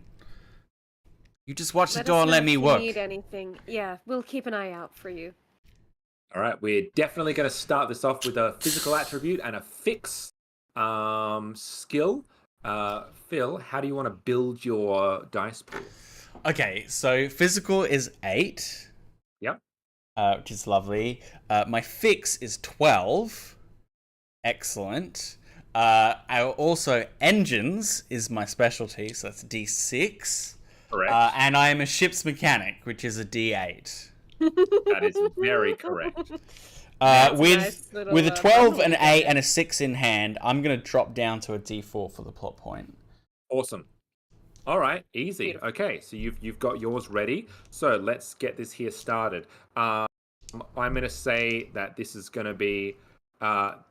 this is difficult. This is a patrol boat, like, ship-wide malfunction of some description. Like it's a massive engine that needs working on. So the difficulty is hard. However, because this is a location that you know well and truly, I'm going to put the location die as a D6. So you're off. And do I want to include anything else? No. Let's see here. I'm going to say that I'm going to give it a distinction, which I can do, of alliance vessel. Like this is an alliance ship. This has money. So that's going to be an extra D6. Oh no, distinctions are a D8. They're always D8. So there you go. Mm-hmm. Cool. Let's go for it. That's not super great. So that's going to be a difficulty of 9. Oh. Yeah. And you've got how many dice? Also, I have to let you know 12 that I did roll a 1, so I rolled a jinx as well. Okay, I wonder how that works. So the way that jinx works is that they are opportunities for me. So any dice the GM rolls that comes up 1 are opportunities. Set them aside; they cannot be added to the total. Any player can pay the GM a plot point to step back any complication in play by 1 step for each opportunity in the GM's pool. So if I introduce a complication, which I still have one of Jane's complications, which would be a D6, you could step it down to a D4. However, if you step it down to a D4, it's just removed from play entirely. Okay, cool. Excellent. So it's spend a can plot negate. point to buy one off. Buy off a complication, right? That's right. Okay. So I'm going to keep this one aside here. Oh, sorry. It is a Oh, it's in the opponents. What's your highest die there, Phil? A 12, a D12, yeah. Okay, so it is currently at a D12. So if there's a complication in play later, you can step it down from a D12. Hey. Okay, Nice. easy. Yeah. Okay, cool. Anyway, so as we said, 9 is to beat. Damn it. Damn it. Really? I got a 5 and a 4. My D12 came up at 2. You have a plot point You have to include a- an asset. I just got a plot point from that roll. Can I give it a smack with my big damn hero die? I mean, that'd be pretty funny. Do you not have any more, Phil? Any more dice? Any more plot points? I used 2 in my previous navigation roll futilely, but I just stepped down on my ship's mechanic die here. So I generated a plot point on this roll, which I could maybe use to make an asset, like find some tools. Oh, you generated a plot point? Yeah, you can absolutely. Yeah. There's no limit to the amount of plot points that you can use. So I can generate a plot point with this roll, fail it, use that plot point to make an asset, and then roll. Is that okay? I'm going to say for this, that's fine. Yay! If we were playing a longer form campaign, I'd go yes for now, and I'll look up those rules later. And for future reference, I know there is a way to assist rolls because Jane's saying that, but I don't know what that is at the moment. So for now, let's say that you can use that plot point, Phil. Okay, I'll use that plot point, and I'll say. What is your asset? So there's tools in here. Absolutely. There's alliance tools in here. And Inara said, if you need anything, and so she said, well, if you could just hand me the 2.5 ratchet, it's just what I need. This It's bigger. Slightly bigger. Not that big. That one. That's the one. Okay. And then I roll a 5. So 10. Right? So, now I have 2 5s, so I have a 10 instead, yeah. Great. That's much better. That's going to be 1 over. So yeah, you start to work on this engine, and at first, as adept as you are, like you understand the engine and you understand like what is what. You just can't work out what the problem is, and that's kind of like how it first kind of presents itself. It's a problem, and you just don't have the answer to it, and then you realize it's because you don't have the right tools. She ain't that sick. I don't understand. It should be easy, but whatever I try, she just won't start. Wait. Hand me that ratchet, and that conversation happens. She goes, Exactly. It's just been misaligned. Hang on. And Kaylee works her magic, and you hear that ever familiar thrum of a ship purring to life, and it's punctuated by the lights kind of coming on ship-wide, or at least as far as you can tell, in the engine room. It's almost like it had just been cut off. So now the engine like immediately starts working again. It has switched off from auxiliary powers and has gone back to the main generators and the main engine. And so everything is now working in tip-top shape. And you have the Alliance patrol boat back in business. Haley, you did it. Good job. I could kiss you. Okay. Yeah, I'd like to see that. Don't be gross, Jane. What's is it next? Well, we need to find this, whatever it is. If I was a piece of Alliance technology that I wanted to keep secret, where would I be? Any ideas, Kaylee? Does the ship have somewhere like you'd keep experimental tech? A lab, an armory, I mean, on the everyone bridge? Everyone make me a roll. This is going to be a mental no. Oh, shoot. And ship's Every time you mechanic. say that, I just think it's a no roll, as in N-O. No roll. No. So this is going to Mental be no. Cool. this is going to be a D8 and another D8. And I'm going to that's all it needs to be. I don't have anything I think I can add in. And the stakes are set at 8. Okay, I'm gonna it's throw in. focus and fly, but I do have a knowledge in shuttles. Would that help me at all? Like It's not really a shuttle. control panel? This is like the opposite of a shuttle. Yeah. Yeah, because the shuttles are this is a patrol boat, unfortunately. So yeah, Quite large. Your shutter's like one room. This is like Yeah, the Yeah. only other way I could think of is if I, had a, like, for some reason did my job on an Alliance ship, which seems unlikely. I'm gonna step down my ship's mechanics so I get another plot point because they seem to be quite handy. Where did that D6 go? Now, let me just looking at Kaylee here. I'm not sure ship's mechanic works in this scenario. Okay. Because that's specifically to the engine room. Right. Okay, so 2d8s? Yeah. Okay, alright. You got me. What are we beating? I said 8. Ooh. I got an 11. 14. Ooh, nice. And Jane? Yeah, I've got. You want another little present there? There it is. Another one? But I got a hero die. So what was your biggest? A D8, right? I rolled a D8. Yes. Sweet. So I have a hero die of D8. Nice. Excellent. So Jane, what did you roll though? In the end? A total of 4. So Okay, cool. Well, first of all, you get a big hero die from that one, Phil. So there's now a big hero die for Phil and for Jane.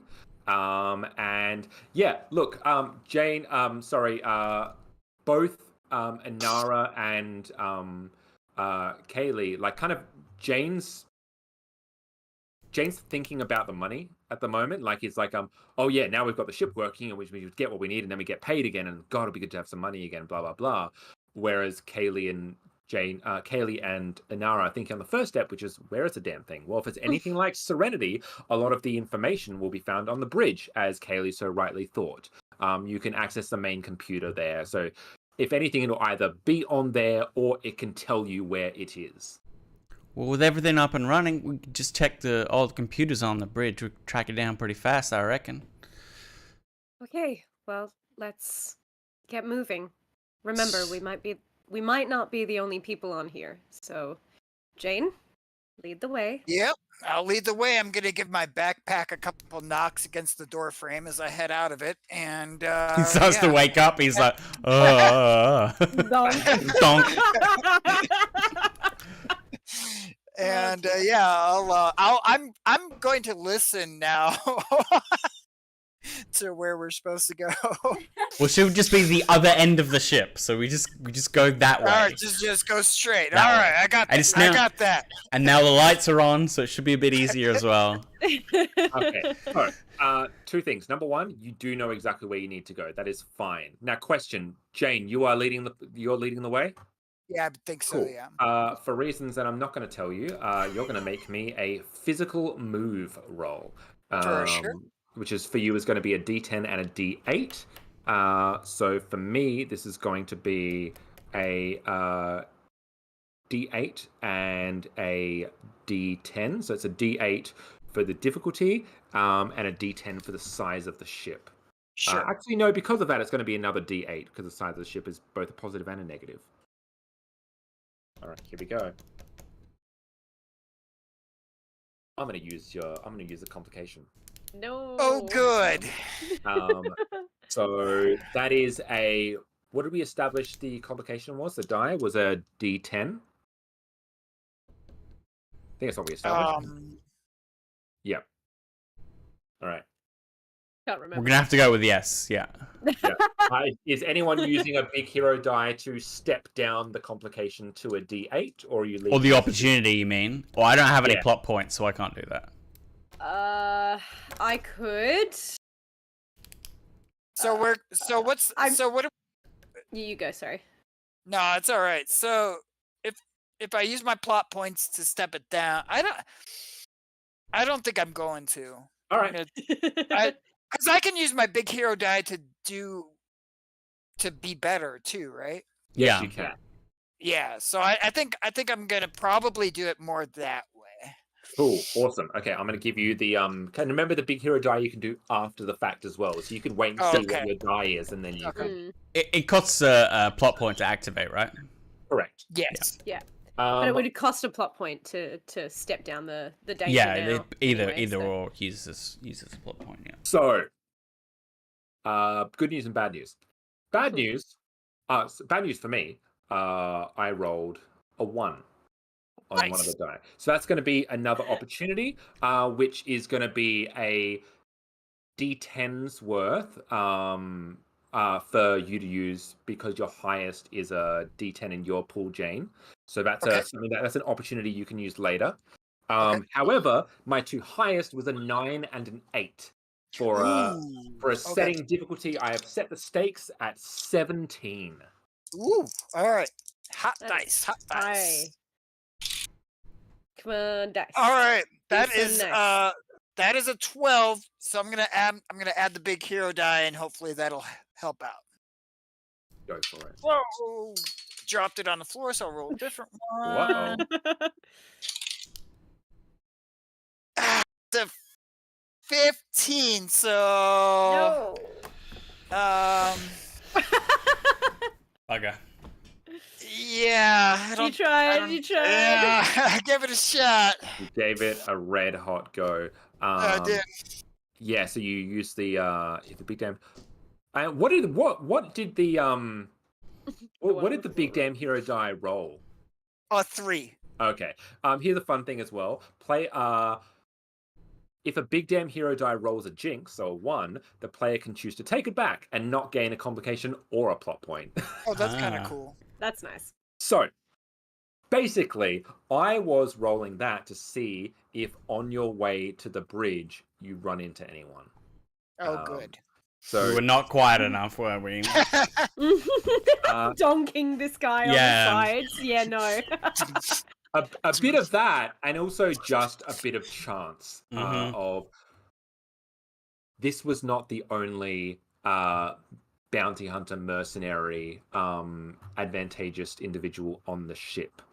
You, as you're weaving your way through, it's pretty much a straight shot as you're now just trying to like rush through to get to the bridge while trying to be calm and sneaky as well. You can see in sight the bridge, and then coming out from another corridor is 2 more individuals dressed in the same kind of black combat style armor, sleek design, with guns in hand, and they notice you as well, and they notice one of their compatriots on your back. Stop right there! It's time to have some grenades, don't you think? I believe what our friend is saying is that we seem to have a member of yours. We are more than happy to relinquish them, but you will have to leave the premises. Why would we do that? Well, Jane, grenades, Vera. So, not. Go ahead. I think I just like point to the hunk of muscle that is Jane, and like the grenades that he is like. Yeah, I mean he's like ready to roll a strike. Yeah. Can Not I to mention that we do have another ship docked with us currently that are very confused as to why we're not back, and if we're not back really soon, they will send the full power of the Alliance with them. You don't look like A, you don't look like Alliance to me.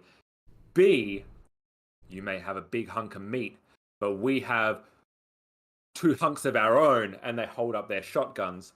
And C, you drop a grenade in here, you go just along with us. Well, shooting us now really isn't going to help you when you can't get back out. Because if you blow us up now, our friends will very much leave you in the vacuum of space. And Phil, did you say that Kaylee was going to do something in that moment? I just wanted to they don't seem to phased by the fact that their friend could be killed. Like, they don't care about the hostage, No. right? I wanted like to, that's the question I wanted to ask. Is it obvious, or do you want me to roll to work out if the hostage is a factor or not? I will say this. They're definitely giving off that impression. Whether or not it's a fake or whether it's accurate, I'm happy for you to roll for that. You're definitely getting... That's definitely the impression they're trying to give off. but they don't It might care be about worth doing. I mean, otherwise we've just stolen him for nothing. Social. Yeah, so that's definitely going to be a social. It could be a no, Notice. no, Or or a no. notice. Well, if it's notice, I get another D8, so that'll work. I don't think any of my distinctions work here. Everything's shiny is nice, but I don't think this is like a position where my optimism helps at all. So I just have 2d8s. 2d8s, yeah. 2d8s. Okay, so let's grab the bounty hunters up here. So for them, it is also going to be a social as a difficulty, and I think that this is going to be a perform to try and obscure their intentions. Which unfortunately is only a D4. And... Ooh. I'm going to include Smooth Talker as the distinction, because they're trying to talk their way out of this situation by keeping just as calm and collected as Inara is. So I'm going to set the stakes at a whopping 5. 11. An 8 and a 3. Yay! I'll take that fucking big hero dice again for you, because you walloped. You said you got 11, didn't you? 11, yeah. Yeah. So you get a big hero die for later, which is only going to be a D8's worth of a big hero die. And you can ascertain that they genuinely believe that, because it's not unheard of. But this seems to be just a motley crew of opportunists. They might have come together because they found this information. They're doing it out of opportunity. They're not like a group together. There's no like direct camaraderie between them, except for the need to like get shit. So what happens is like he's like this scavenger is like flopped over the shoulder, and Kaylee holds up a wrench, and her contribution to the conversation is, or I could bash his head in right now. And the fact that they seem completely unfazed, she just kind of looks a bit disappointed and just, well, that ain't very nice. Y'all aren't even friends. No, they're not, Kaylee. So this is literally, this is literally a standoff, a Western standoff, if you were, as you've got these two groups of people opposed, and with Inara kind of almost, literally what you've been paid for by Nishka to do is try and sort this by diplomacy first. Yeah. And you're doing this to see who blinks first. So this is going to be you trying to encourage them and persuade them to stand down and leave.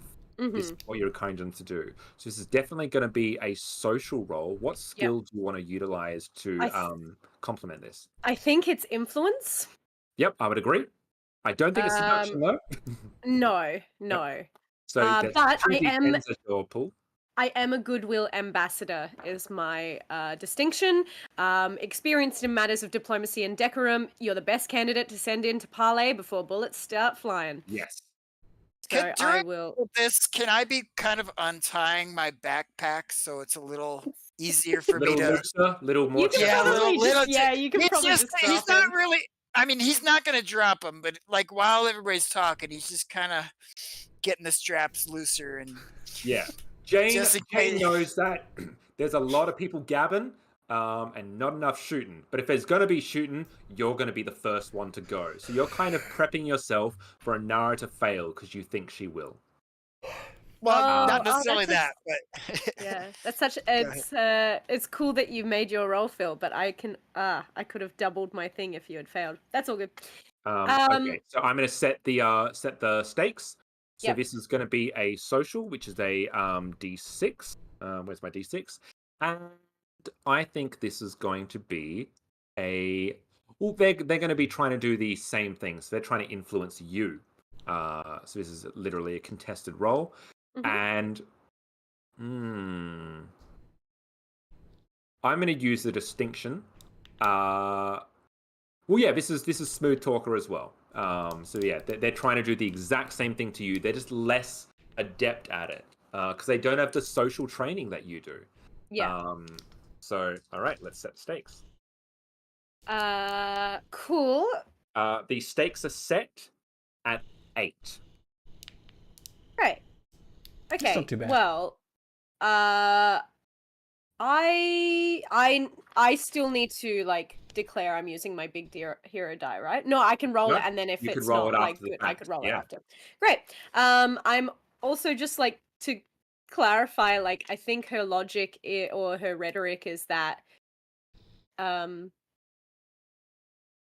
sure that you've filled your pockets already. That's okay.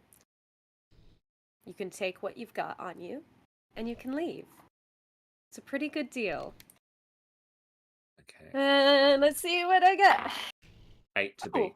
one's an 8 right off the bat. Great. So an 8 and a 5. Oh, so you Boom. beat it by 5, which means you get the big hero die. Yay. So explain to me what Inara says that causes this group to acquiesce to your suggestions. I think the fact that like one is kind of like stepped forward and like getting in her face, and she is just not like spine straight up, like still chin lifted a little bit with that air of I am better than you. She is not cowering. She's just like the smile has not lifted from the corners of her lips. And as well, the thing that shakes them is that she is saying this with a kindness. Yeah. Like she's using all of her companion training to like soothe and calm. And she's saying this in a way of like, if you don't do this now, you'll die. And this is my gift to you. Leave with what you've got. You can even take your friend, if you'd like. And I think it's accentuated by Jane, like, yeah, shrugging him off and him just hitting the ground with like a... There's the clang of the metal, like, ship floor as his head connects. And But I'm keeping the shotgun. And yeah, we're taking kind of what's kind of it doesn't go unnoticed to both Jane and Kaylee is how oddly familiar Inara's tactic is to Nishka's. It's that calm, lovely, pleasant demeanor that hides the nefarious intention underneath. It's the subtext. And it's the power that comes from that. Whether Inara was borrowing from Nishka or if that's just inherently part of her companionship training, you don't know. But you see how effective it is in that moment. I think it's a little bit of Mal as well. Yes. Just a teensy little bit. And that's it. Inara having to take that Mal role in this moment because Mal's not here either. And Inara has very much taken charge of this mission. And you see, like, it's enough for the two to falter, and they stare down, both sides, unblinking. And there's that moment of tension as the musical sting raises, and you see for a moment one of their guns raise even higher. You see Jane, it focuses in as Jane just slightly unzips the bag, and Kaylee just tightening ever so much more on her wrench, and then they release their hand from the trigger and the gun comes down. And then the one that's been doing the talking motions the other. Get him. Let's get out of here. We've got what we need. We've got more than enough. And the second one cautiously comes over and, like, keeping eyes with Jane, just tries to, like, just reach the hand out and grabs the scruff of the neck of the unconscious one and just drags them away. As Jane, you just like kind of bore a hole through them, and almost a look of disappointment as you have to like put your hand off your bag. Put the pin back in the grenade. Yes. And they grab their third person and disappear down another corridor, presumably to make their way off this ship. How, you don't know. But it leaves your pathway clear for the bridge of the ship as you, I presumably, make your way towards the bridge. That just makes me so sad. How can they be running around with each other and not even be real friends? It gets cold out in the verse, Kaylee. Yeah, there's a Yeah, whole and lot of no's. I just think they could make it a little warmer for each other. That's all. You Anyway, want to send him postcards? And as you're kind of conversing and such, you make your way onto the bridge. The doors slide open as again power has been restored, and you make your way onto a rather large bridge. You can see directly in front of you, open to the black, to the verse at large, just the depth of space, the void opened up to you. And this is a bridge that is much larger than Serenity's, obviously, for a crew of 5 or 6 people to comfortably be in. There is a spot for navigation, for the science station, for someone to kind of ping to and fro with engineering. Like, you see, there's designated spots for people, and you head over to one of the computers, the main desk there. You identify the science officer station. You think that might be the way to go, and you start to pore through, looking for basically tech, or looking through there for whatever this thing is. Do you remember what Nishka called it? Can I make a focus roll if I don't It was remember? a joy something. It was a cognitive harmony module. Is Never what mind. it was called. As Jane throws a cat across the room. Ship's cat. Well, let us. Who wants to try and dig through this machine to try and find out what they can? My feeling is gonna be Kaylee, Could be right? me. Kaylee. I Mentor. don't know why I had to say it like that. So. The operate skill. I'm guessing the operate skill is not surgical operation, but machine operation. I'm Yes. guessing, because I don't see why I would have a D10 in it otherwise. Exactly right. To be able to operate machinery and tech. And computers and definitely stuff, something that right? she is adept at. So this is going to be a mental operate. And I would be inclined to say none of your distinctions seem to work unless you can convince me otherwise. Well, operate is a highlighted skill for ship's mechanic, but I don't know if I'm actually fixing anything mechanical. It's more just like looking through information, so probably not, right? Yeah.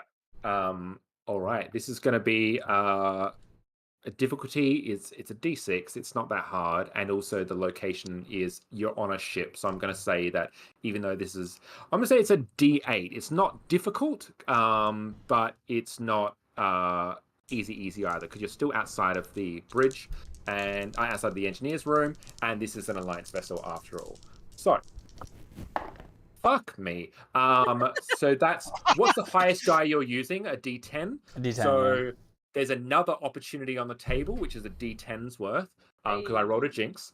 But I rolled a full total of 4. So beat 4. Phil. 13. Oh damn! That is Andy got a hero die. You are. Hey, going look! There's to... a section said secret technology in here. Here's the thing. I'd actually written down that you get all the information. There's like you get everything based on how high you rolled. You went over double. I'm going to give you everything. Yeah. So, Kaylee, you start going through the system, and you're looking for this this cognitive harmony module, and you've got probably Anara and Jade like over your shoulder, like trying to like, jockeying for position and bustling in and not quite understanding what you're doing, but you seem to be flying through. And there's a certain level of like confusion and frustration because you can't find this thing, this cognitive harmony module. It's not there, at least not from what you can see. And as you kind of continue on, you come to a startling realization. You find what Nishka's after. he was being very, very cheeky by calling it a cognitive what did I call it? Cognitive harmony module. This is something much more insidious. You find a piece of tech that the Alliance has been working on, and more to the point, this is something that's been taking. They've been experimenting on this ship. You understand that it's something that is not Alliance-wide. They were given a wide berth to do so on this patrol boat, and this is a distinct reason why they're out close to Reaver territory, so they're not disturbed, and so they can use this in peace. It's called an NDM, and what you kind of come to know as a neural disruptor matrix.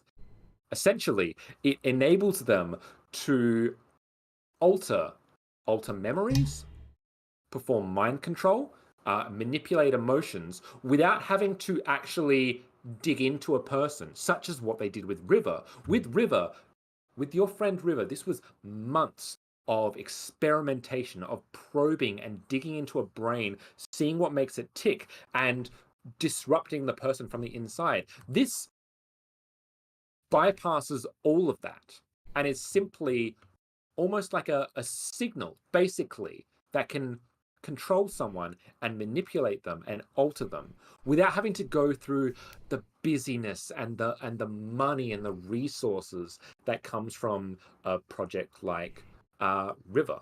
It's a way to change people, and you saw that it is in beta, so to speak. It is not ready for wide consumption, and what becomes very, very clear to you is the unintended and unethical consequences of someone like Nishka wanting their hands on this. The Alliance having it themselves is bad enough. In the hands of someone like Nishka, what is he going to do? Is he going to sell it to the highest bidder? Is he going to incorporate it into his own uses? Like, it's potentially psychological warfare, if not.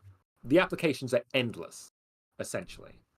That's the first thing you notice. How does Kaylee react when this information comes flooding at her as she goes through it? Oh my. Oh my. Oh. Oh, this ain't good at all. Oh my. What's wrong, Kaylee? This thing they're building out here, it's like a mind control device. Change your memories, change your personality, change anything about you. And look, they got all sorts of videos of it going wrong on people too, sending them crazy, attacking each other. Oh, this is bad even for the Alliance. I know Zoe's always saying about all the horrible things they got up to, but this gives me the jeebies. I guess we've seen what happens to people like River. Yeah, but this would let them just strap someone in a machine and do it overnight, if they got it working. That's the second question. It's not working right now. They were testing it before, I don't know, something went wrong out here. But it's not perfected, no. Well, damn it. Ma, duh. I know Mal would do something stupid here, like try and renege on the deal. We can't give this to Nishka. Yeah, We we also- can't give this to nobody. We also can't let our friends die. He has them. I mean, he says he does. Ailey, as you're talking through this, there is the other piece of information that becomes readily available to you. You realize that when the ship purred back to life, you have now, this Alliance vessel is now back online, which means you are putting out a signal again. You can see that part of the failsafe for any Alliance vessel, especially the one that's been offline for such a time, you've basically put out a distress signal. Alliance keeps track of all their vessels, and you can see that there is an Alliance vessel heading towards you as we speak, and has been heading towards you since the moment the engines came back online. They are close. Oh, Goram. Excuse my language. We lit this place up like a Christmas tree, and I think the Alliance is coming to get their presents. Well, okay. Does this thing need to be on the ship for it to get up in working order? Can we shoot it off and bring back the ship? So, in answer to your question, you do believe that you could possibly extricate the information, like download it off and delete. So you could download it off. You could try and delete it. Like there are ways to manipulate it because it is information that's essentially on here. Yeah, is there an actual like physical device? Yes, there is. Right, where is that? That is, we will say for expediency, there is actually, you know what? There is actually the captain's office that is right next to the bridge. Is it like a portable device? It's not like a room. It's or not a massive big thing. chair. It's literally like basically like a signal that emits, and it comes from a big grey kind of like the size of a board game. If you can think of like a generic board game box, that's like the size of the box. We like could a use black it. box. We could use it on Nishka, and then destroy it. Well, make him more amenable to us. look, I don't think we have a lot of time. Is it possible to get this thing off, get back to Nishka, and we don't want it in the Alliance's hands. We don't want it in Nishka's hands. But I think, why don't we just let them duke it out?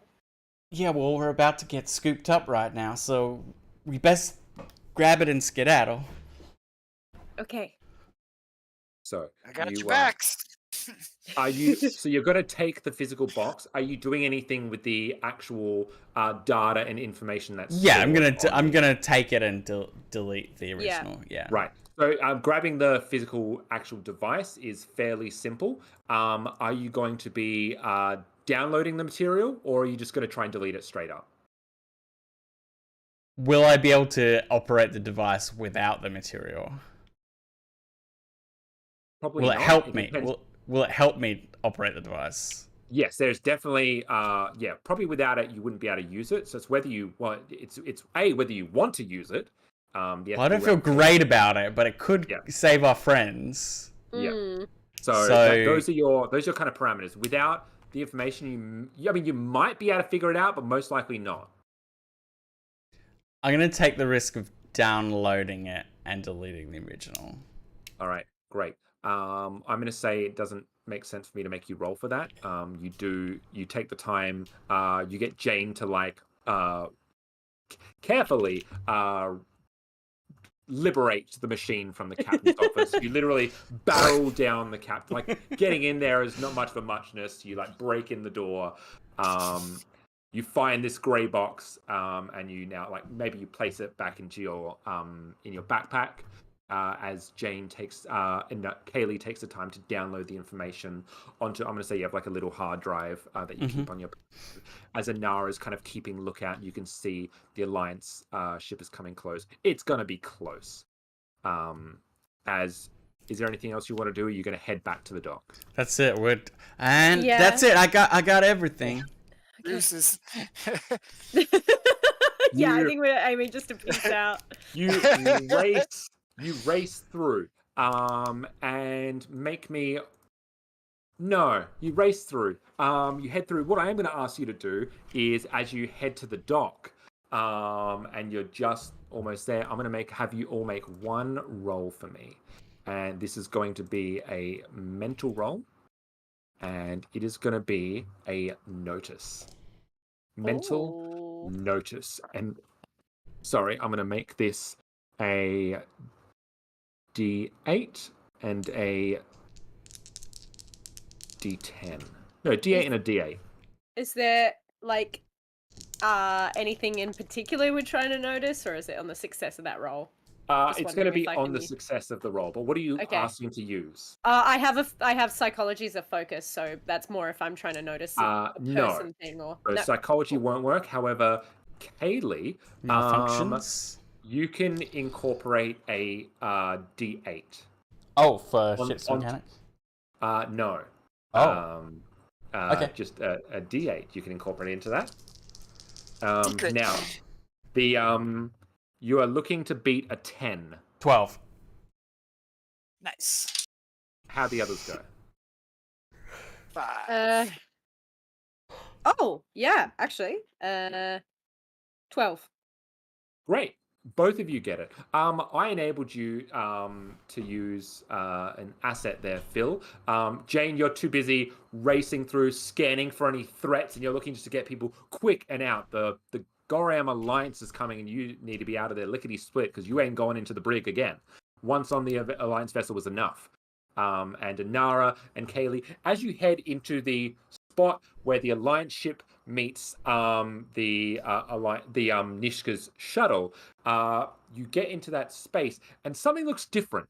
Something's oddly different. And Phil, Kaylee, you notice. Well, Inara, you know this just innately. But Kaylee, you have the signature asset, Serenity. This is the Serenity's airlock. This is the Serenity's airlock. And the door opens, and Mal Reynolds is standing there. And you look behind, and you see the rest of the crew, and there's just a few bodies of Nishka's men that are just kind of like down on the floor. And you just hear, "Hotel, you folks need a lift. Care to come on board?" Thank you for holding the door for us. Captain? And Kaylee, Jane, and you all head on board. And as the Serenity flies off and the plucking guitar string, the bow, you see like the small shuttle as it's like floating off in the distance. It's clearly been like attacked by the Serenity as the Alliance cruiser heads towards and just misses the Serenity. You have the 9 of you that are sitting around the kitchen table of the Serenity, where all of you gather for meals together. But plonked on the top is this big silver box. And Mal Reynolds is kind of just staring there, looking at it. Now look, I don't like it. I don't like it one bit. Now, of course, we got a decision to make. You know, there are folks here that are going to pay a pretty penny for something as devious as this, and in all honesty, I don't know if anyone should have it. Now, we have Nishka to deal with, but we've dealt with Nishka before. We have the Alliance to deal with, and we've dealt with the Alliance before. You know, truth be told, I don't know if this here is something I want on my ship or any other ship, but what do y'all think? I mean, the main reason we were going to bring it back was to secure the safety of the rest of you. Honestly, Captain, I was ready to shoot it to pieces, even if you perished. Well, doesn't it have something to do with what they'd done to River? Does she know? I don't know if we know that at this point in life. Probably not. Yeah. That comes With out the in events Serenity, of right? Serenity not That comes having out in happened. Serenity. So I probably don't know any of that. You know, River I gets a think vision. throughout the season, you do know that the Alliance worked on Or it. after That was her. Yeah. They pretty did clear. something. Yeah, We don't and, know if they did something to her. As you're I guess Simon would be more interested than I would then in that case. and River's kind of like looking, like peering over, like very close to the box, with kind of like her hand steeped underneath her as you say that, Kaylee. And she just looks at it and she's like, they looked inside, poked around, they had fun. This isn't fun. Well, if we do keep it, it's only a matter of time before someone else comes looking. So we either give it to someone who can use it, or not use it, destroy it. Any other suggestions? Well, Simon, I did get all everything they had on file about it. If that can help you help River, and then maybe we don't need this thing. We're gonna have a whole bunch of crazy people. We've got one now, but we start doing this thing. We're gonna have a whole bunch of crazy people all around this ship. He's probably gonna storm off. I think if we keep it on board this ship, we'll be inviting ourselves a whole much more trouble than is needed. Don't you think, Captain? Book says from. I was going to say it's a very good book. This is just Sean going through. Wash then says. Yeah. No, Wash is flying the ship.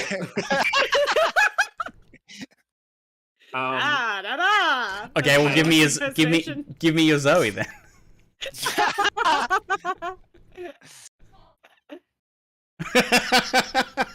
Let him cook. One sec. Captain, I don't like this any more than the rest of you. I don't think we need it. We can do Nishka without this. Besides, we got paid half, didn't we? We did. And Simon kind of just nods at Kaylee. Just like, look, anything you've gotten is going to be work enough. I think we can work with what we're given. The ethical dilemmas of keeping something like this on board is not worth it, I can say. So I might, if I can, kind of get a bit closer to Simon and be like, Kaylee risked a lot to get that for you. A thank you might suffice. Thank you, Kaylee. Really. Welcome. And Mal goes, well, I think that settles that. Jane, you got a hammer? Yeah, Cap. I got 7. Well, you pick which one you like best and go to town. I was gonna try to get Nishka to write me that letter, but all right. And Jane, you literally pick up a hammer, and you stare, and you see everyone just take a step back in unison from the table, and Jane swings the hammer up, and just as it's about to hit the grey box, we cut to the credits. Yeah! Banjos! And Henry gets his guitar off the wall. There we go. Yeah. And that was plays the closing credits. That was the end of season 2, episode 1 of Firefly. That's the end of the game, everyone. Wow! Thanks, That was well Sean. done. That was fun. Excellent. That was so dope. Yeah. It felt very, very Firefly. I'd watch that season. Good, yeah. I think there's definitely a B plot in that episode that we didn't see. Yeah. It's or it's a reveal, as you did it. I think either one. I think works. we definitely had some just a seed of if there was to be a reoccurring plot thread in season 2 with Inara's illness. Yes. I reckon we planted a seed there. Yeah. And also it's nice to I've always wanted to what would have been great about the Firefly show is getting to see various configurations. That's what they start doing in season 2, right? They start going, what if we put these guys together? What if we put these guys together? Right? Yeah. What if we don't have Mal Reynolds for an episode, basically? Yeah. Nathan Fillion just kicking around. Yeah. Still getting paid. Yeah, and look, that is the Firefly RPG. For everyone that might remember, we had originally said it would be the Serenity RPG, but it just felt when I was looking through the Firefly RPG, it was updated. It felt a lot better. I mean, despite us making jokes about it, I actually really like this system. I love the idea of assigning different die to different skills. Your parameters is based on a D4 to a D12, and there's a little bit of negotiation on what you can use. I think it's one of those things where once we get acquainted with it, it's meant to be a system for expediency of play. and it's meant to kind of mirror an episode. Mm. Also, I'd like to note that what's really cool about the Firefly RPG is the way they introduce the rules to you. They do so by, in the book, they have a summary of every single episode in season 1. And as you read through each summary, they teach you the rules by applying it to things that happened in each episode. So like, That's you know, pretty. out of It's Gap, pretty yeah, clever. Yeah. which is really awesome. And also there's a section dedicated to not only some of the Mandarin that is included, but exactly how to pronounce it, including the accent Oh, and that's everything. genius. That's Like so good. it's got an explanation on the Mandarin, which I think is really Yeah. cool. It's a really only lovely got- book. I only got one swear in, and that's because Yeah, we heard that. Yeah. any I can't remember what you call it, but the like rising and the falling the and rising accent I can't do, intonation, so I just yeah. picked a swear that had Tone. flat. Yes. Mother. Mother. Which is just Not shit. the. Mother. Yeah. Yeah, thank you Tone. so much. First of all, want to give a huge thank you to Henry Onteract for joining us and for being so patient in the time it took us to put this together. But I'm glad we finally got to do it. I'm glad You guys came are aboard. awesome. It's so much fun. So You're awesome. You made a really good Jane. It was Yeah, it was you're really awesome, good. Yeah. Jane. It was really Yeah. good. Thanks, man. And yeah, thank you to my other crew members, Phil and Ellen, and also we recently celebrated the birthday of the absent Chris. So happy birthday to our Chris, who got to celebrate it. Oh, can I throw out a happy birthday to my mom quick? Yay! Happy birthday! Yeah, it sure. It is her birthday as well. I never pegged Uncle Bob for a Pisces. Just saying. But It all Happy makes birthday. sense, Happy birthday really, to in my his mom, chart. Well, if Happy she's birthday, watching, Henry's hi, Henry's mum. Hi, Karen. Hi, Karen! Hi, Karen. So freaking wholesome. We'll just quickly go through. Ellen, I'll start with you. Is there anything you'd like to say or sign off with before we head out? Yeah, I mean, if people want to see me jump to a stream right away to play a paladin centaur jock whose name is Chestnut Feathermane, you can head to Winter's Tales, where I will be very shortly. That's on Twitch, but yeah, right? but also, like Henry said, I am GMing our live show of Thirsty Sword Lesbians. So yeah, make sure that you get tickets for the Adelaide Fringe season. And our monthly live stream from January was rescheduled. It will be happening Friday night. If you're in Australia, and we have a wonderful guest, G of D, who is on ABC's Good Games. She's excellent, lovely to have her. We'll be playing Trash Pals, so we'll all be feral street animals. Awesome. So Phil. no change then. I just hope I can be. I hope I can be a bin chicken. Excellent.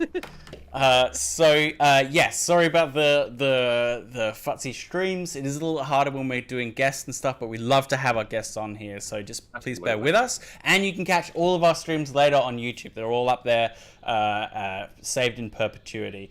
I will be doing June, which is the final show of our live run. But also is our upcoming season, so please tune into that. Support us on Patreon. Come join us on Discord.